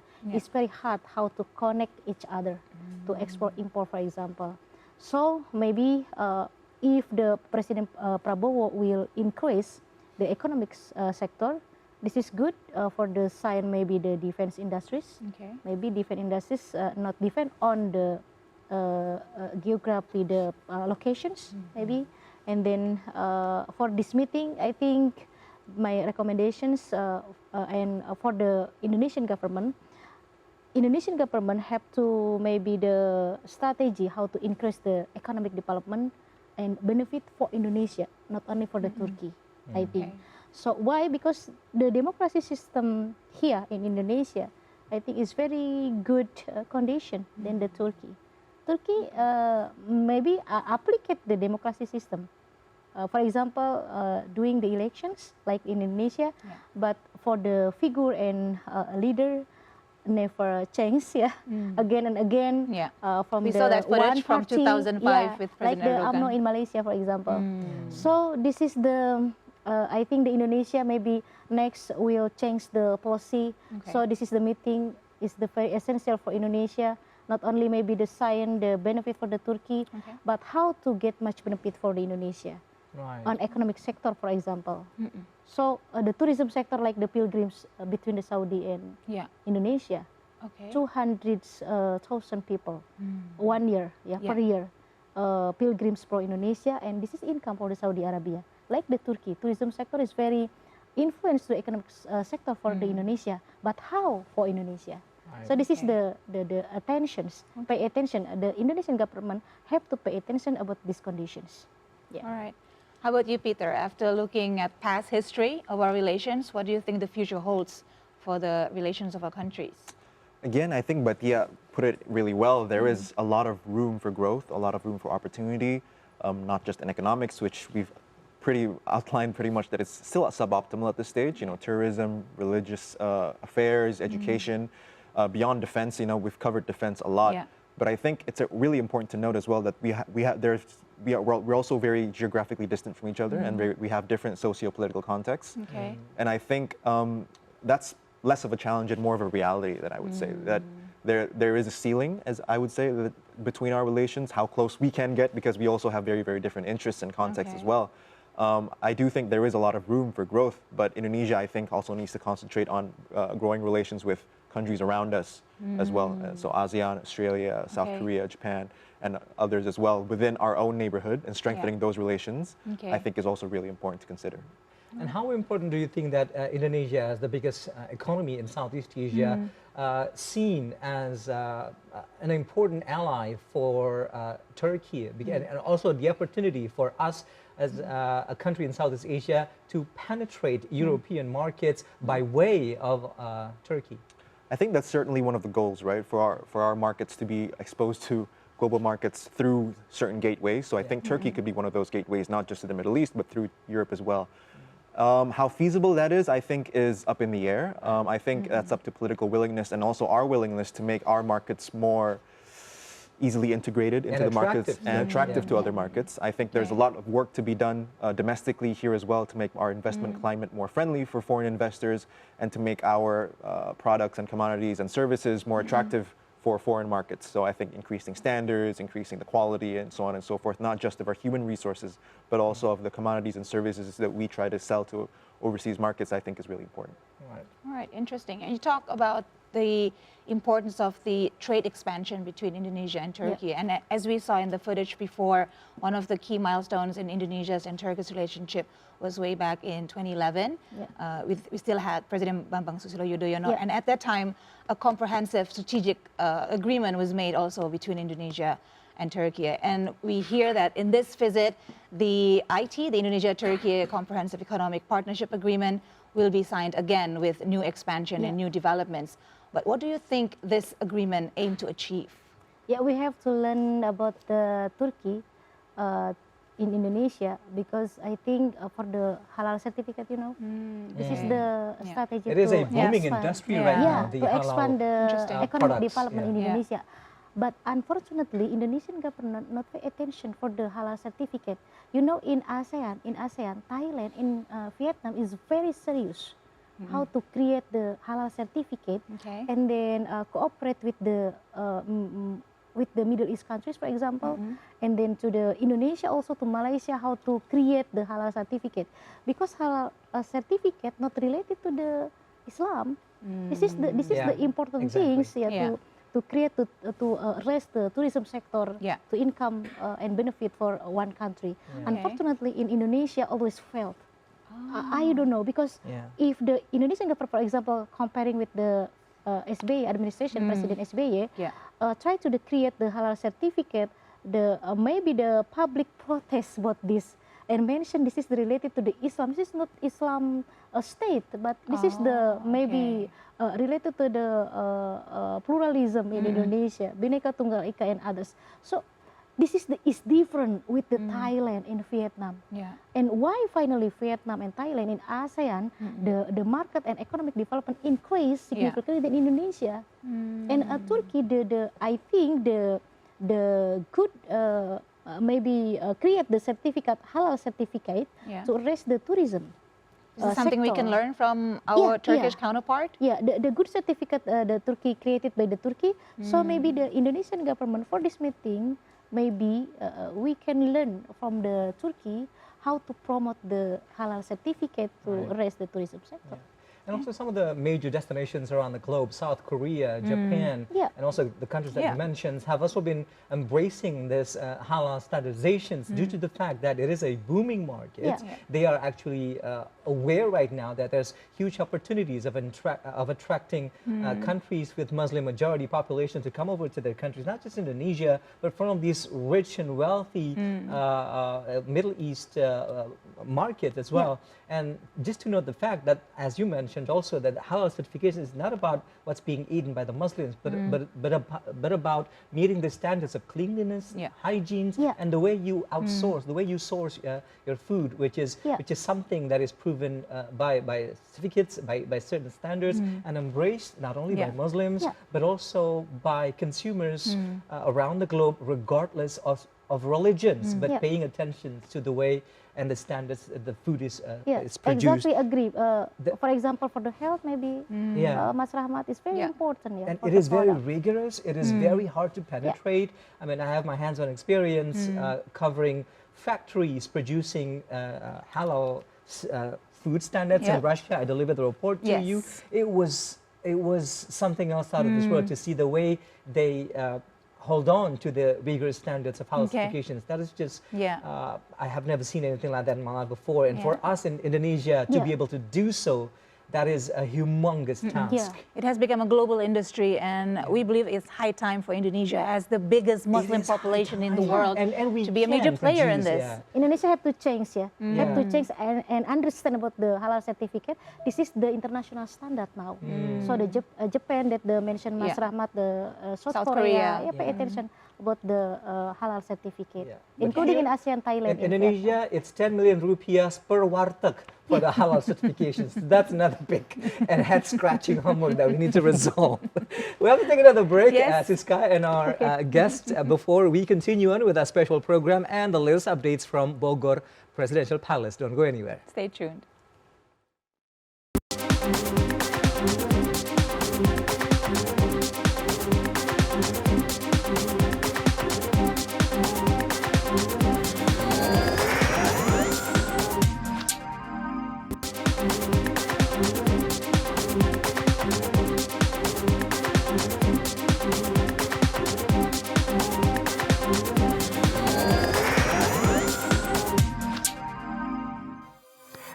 Thank you so much for staying with us here on TV Our World. We're still coming to you for a 2-hour-long program here in Jakarta with a special report of the state visit of President of Turkey, Recep Tayyip Erdogan, here to Jakarta, Indonesia, currently in closed-door meetings with President Prabowo Subianto and a slew of ministries.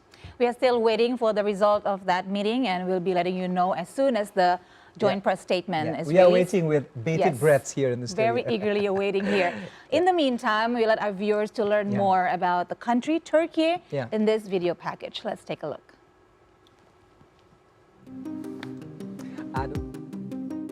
Türkiye is nicknamed the land of four seasons because its enormous landmass enjoys various climates ranging from temperate to continental to Mediterranean. Straddling the continents of Europe and Asia, the public often wonder whether Türkiye is an Asian or European country. In fact, Türkiye is a transcontinental country located mainly or around 97% in the Anatolian Peninsula in Western Asia, with a small part or around 3% on East Thrace in southeastern Europe. Türkiye is bordered by 8 countries: Greece, Bulgaria, Georgia, Armenia, Azerbaijan, Iran, Iraq, and Syria. The country is surrounded by the Aegean Sea to the west, the Black Sea to the north, and the Mediterranean Sea to the south. Türkiye occupies a total area of about 783,562 square kilometers. Türkiye means the land of the Turks in Turkish. The country has changed its name to Türkiye from previously Turkey. In December 2021, President Recep Tayyip Erdogan ordered the use of Türkiye to better represent Turkish culture and values. In June 2022, Türkiye's government has sent a letter to the United Nations formally requesting that it be referred to as Türkiye. The move is seen as part of effort to rebrand the country and disassociate it from the birth of the same name and negative connotations associated with it. The UN said it had implemented the change shortly after receipt of the request. Officially a secular state, Türkiye has an official name of the Republic of Türkiye. Once the center of the Ottoman Empire, the Republic of Türkiye was founded in 1923 by Mustafa Kemal Atatürk, who implemented sweeping reforms to modernize the country. As a Muslim-majority country, Türkiye is a home to more than 85 million people. Most are ethnic Turks, while ethnic Kurds are the largest ethnic minority. Given its strategic location, Türkiye has always been the center of great trade, silk, and spice routes. Türkiye is a cultural bridge between Europe and Asia, reflecting a mix of Eastern and Western influences, with Turkish as the official language.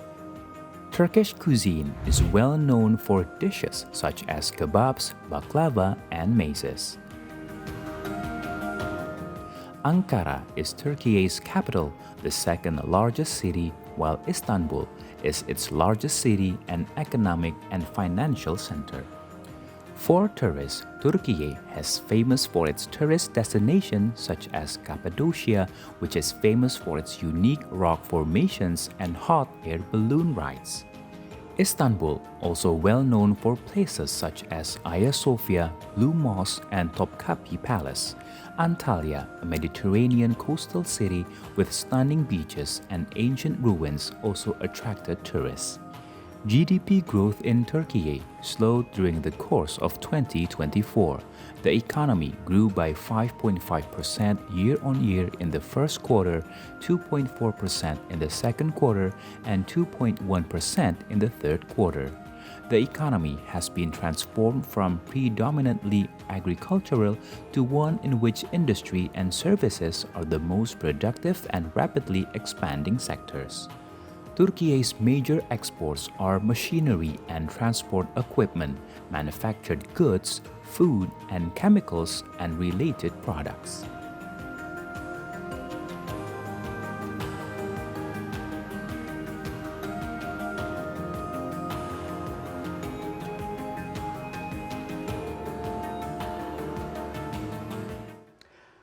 Well, if those visuals don't make you want to go to Turkey, to Istanbul, I don't know what will, Siska. I think my mind is made up. Like my heart is already there. Exactly. Looking at the beautiful scenery, the magnificent culture. Yeah. Would love to be there myself to experience it. Right. I'd like to get the takes. I'd like to get your opinions from our guest. First to Mbak Tia, because easy. One summer alone, Turkey can invite over 40 million foreign tourists into their countries. We are still struggling at 12, 13 million per year. Bangkok over 30 million per year. I mean, not Bangkok, Thailand. What are the lessons learned here in terms of attracting more visitors coming into our countries? And also 40% of Turkish GDP depends on tourism sector. Exactly. Your thoughts on this? Exactly. This is the influence to the GDP, you know, because GDP based on the investment, trading, and then the tourism sector also. So I think Thailand, for example, in ASEAN, and then Turkey in Middle East region is success. Yeah, we'll go over to the palace, Siska, for the remarks from President Prabowo Subianto. Republik Turkiye, Yang Mulia Saudara Recep Tayyip Erdogan, beserta seluruh delegasi dari Republik Turkiye yang saya hormati. Hari ini adalah suatu kehormatan besar bagi kami menerima kunjungan Yang Mulia ke Indonesia. Seharusnya saya yang terlebih dahulu datang dalam kunjungan resmi ke Turkiye karena Presiden Erdogan adalah dari segi pengabdian adalah senior, seorang presiden yang senior. Tapi saya terima kasih kedatangan Yang Mulia. Bertepatan tahun ini adalah 75 tahun hubungan diplomatik Indonesia dan Turki. Lagi pula hubungan Indonesia dengan Turkiye sudah cukup lama dari masa Kekaisaran Ottoman. Sehingga hubungan batin di antara kita cukup dalam. Juga hari ini, kali ini adalah High Level Strategic Cooperation Council meeting yang pertama. Sekali lagi terima kasih. Indonesia tidak banyak memiliki mekanisme bilateral reguler tingkat kepala negara. Pertemuan hari ini adalah bukti bahwa kemitraan Indonesia dan Turki sangat kokoh dengan sangat solid. Dan saya beserta pimpinan politik Indonesia menghendaki hubungan ini menjadi lebih kokoh, lebih solid, dan lebih erat. Saudara-saudara sekalian yang mulia, kita ingin perdagangan di antara Turkiye dan Indonesia lebih meningkat, dan saya yakin bahwa akan meningkat dalam waktu dekat. Dan kita akan terus berupaya supaya perdagangan antara Turkiye dan Indonesia lebih berimbang, saling menguntungkan dan saling memperkuat. Indonesia dan Turki belum memiliki perjanjian perdagangan. Karena itu, marilah kita segera selesaikan perjanjian perdagangan kita, SEPA, untuk memperkuat ekonomi kita masing-masing. Ini instantaneous ya, jadi saya bilang.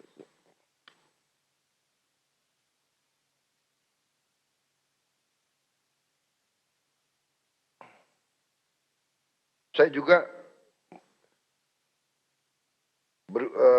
memohon supaya perdagangan kita masing-masing bisa saling menguntungkan. Saat ini biaya masuk bagi barang-barang kita masih cukup tinggi, tapi saya percaya nanti di antara Menteri Perdagangan hal-hal ini bisa kita selesaikan. Desember tentang kerjasama juga di bidang industri pertahanan, saya kira ini berjalan sangat baik. Saya sudah berjumpa para pimpinan perusahaan-perusahaan Inhan Turki pada bulan Desember yang lalu di Istanbul. Terima kasih bantuan dari Presiden Erdogan yang bantu pertemuan tersebut, dan kerjasama di bidang industri pertahanan akan maju dengan sangat baik.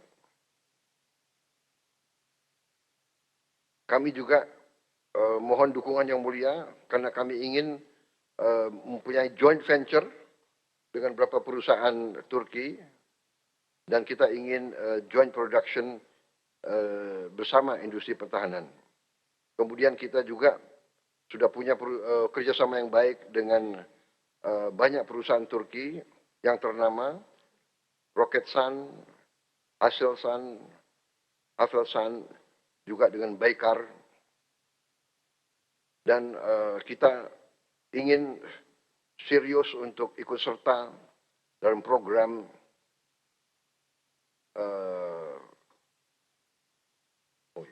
dengan program-program yang sedang dilaksanakan bersama Turki. Saya kira terima kasih ya media.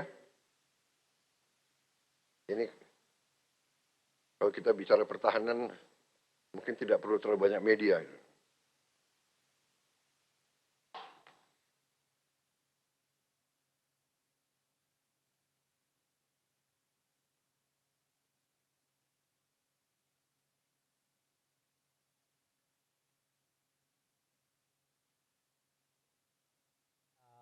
We just had a glimpse of what currently is transpiring behind the closed doors. I don't believe that that was a joint conference. I think they were still in a meeting. Exactly, and that is quite a wonder that we have a small footage of what our president has had to say. Albeit it's a bit surprising that it was delivered in Bahasa Indonesia or Indonesian language instead of English, in which our president is very fluent. So that's a wonder in its own good. But the two things that we need to stress out is the thing that we've been discussing in the past hours: trade and, of course, defense. What are your thoughts on it, Mbak Tia? Yeah, that really short speech that we just had from President Prabowo. Based on our opinion, in the first discussions, I mentioned this meeting related to the defense industries, because based on the maybe data and then based on the background of our presidents, on the focus and consistent to the Ministry of Defense and then the military arms, and I think the President Prabowo is different with the last policies of the President Jokowi's administrations. Pay attention to the economic sector and infrastructure. And this is the President Prabowo. President Prabowo will show up about the policies, especially for the especially for the defense industries. And that he mentions of this meeting, it's very clear, in my opinion, in our opinion, here in the TVRI World News, the MOU of Memorandum of Understanding focus on the defense industries only. I think. All right. That's the point. That the Mas Rahmat mentions. The point is we can wait and see what is the point of this Memorandum of Understanding of this meeting. All right. Peter, now you mentioned before that Indonesia actually has a myriad of military suppliers. Maybe you can give us a little bit more insights on that, like in terms of the pie chart. Could you tell us the percentage of each military vendors? Like, would Turkey now have a bigger piece of the pie? Yeah, I think based on my own sort of collecting data of deals for military arms, Turkey in the last 5-10 years, since 5 years at least, since Prabowo has become defense minister, has already become a significant supplier of arms, not just in tanks, but also in drones, missiles, and so on and so forth. Other than Turkey, I would say South Korea is another one. France is another one. France, we've already signed a deal for 42 Dassault Rafales, which is a fighter jet that is being in production and sent to us. The United States is also traditionally a big supplier of arms to us. So we do have a big sort of market of suppliers that supply arms to us. A repertoire of suppliers. Yeah. Right. With the already robust existing cooperations in defense and military, Peter, do you think that there's still, as you mentioned, rooms to growth to push even bigger levels of cooperations in defense? Yeah, I think so. I think joint production is something that hasn't been discussed. I think the tanks, So we're not just buying, Yeah, we're building something together, pushing for joint R&D, joint production, both in Turkey and here as well, I think is another step forward that could be taken, especially in defense cooperation. Military to military ties, high-level military dialogues between our own and Turkey, even though we have different security outlooks, I think some degree of dialogue could also be good for building trust and building relations between our institutions and theirs. Yeah. Okay.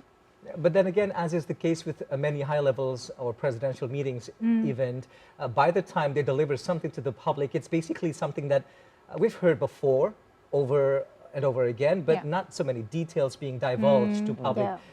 Where do you think this is going to go, Batia, in terms of, I mean, our president says we need to elevate the partnership and trades and also mutual beneficially mutual to both of our countries, but it's sort of nothing that we haven't heard before. So for the defense industries, this is I think this is to reduce the dependency of the supplier from the US, for example, I see. even from the Russia. As far we know, Indonesia always maybe depend on the supplier from the America for the military arms. So that's where the details are, Right. So this is the expand how the President Prabowo tried to expand the military arms to maybe buying from the Turkey industries for the military arms. I mean, President Prabowo has always been open about his ambitious plan to expand and strengthen our military might. Now, how do you think this plays out for Indonesia's role in the global stage, especially now in 2025? This is good for Indonesia, Okay. So maybe I think the America cannot arrogant again about the biggest supplier for the military arms. Yeah. So it's a strategic move to diversify. Yeah. I think this is the good policy and it is the good decisions for the President Prabowo to expand and to maybe choose another country as the maybe supplier for the military system here, and then maybe next they can maybe training together like the Indonesia and America military arms. Joint operation, so joint training. That's definitely something that Donald Trump wouldn't want to hear. All right, we've just been informed that we do have a few minutes left for our special program here for the state visit of President Erdogan, due to the fact that we believe that the meeting is currently happening at all different levels and go beyond everyone's expectations in terms of timeline. And as we are almost out of time for this very conversation, so we have a few more minutes for the conclusion remarks from each and every one of you. I'd like to go over to you first, Peter, before going to Batia. So moving forward, what can we expect in terms of elevating partnerships between Indonesia and Turkey? I think defense and trade was expected. I think through that short clip, Prabowo did mention some joint ventures of some sort between our business and theirs, although it was a bit unclear because it was a bit hard to hear. So I'd be very interested to read the joint leader statement that would come out of this bilateral meeting. As we see, both the delegations were quite huge, including ministries from religious affairs, health, I think, investment, critical minerals, and natural resources and stuff like that. So I'd be very, very interested to read the joint statement and see how many sectors are realized as far as cooperation goes, because there is a lot of opportunity, as we've discussed. As I said before, defense and trade was expected, but I think sectors such as energy and education and so on and so forth, it'd be interesting to see. Yeah. Okay. Well, this is a massive group, right? It's not going to happen at this same level anytime soon. All right, Yeah. Batia, quickly your Maybe closing this is statement. the closing statement. Yeah. I think the bilateral ties between the Indonesia and Turkey not only related or dealing with the Islamic issues, OIC, culture, scholarship, and others. So maybe this is the new strategy, how the bilateral bilateral ties try to approach to another new strategy on the defense industries, I think. So this is the Turkey and Indonesia. Not only, but if you mention about the Turkey, oh, this is the Muslim population. This is the Indonesia or Muslim population. I think not only about this one, but try to approach another issue on the defense industry. This is good for the decision of the President Prabowo for this meeting. Batia Mariatul Kibita, International Relations Lecturer of BINUS University, and Peter Pandi, Researcher of the International Relations Department from CSIS. Thank you so much for your time and insights. We truly appreciate it. Thank you.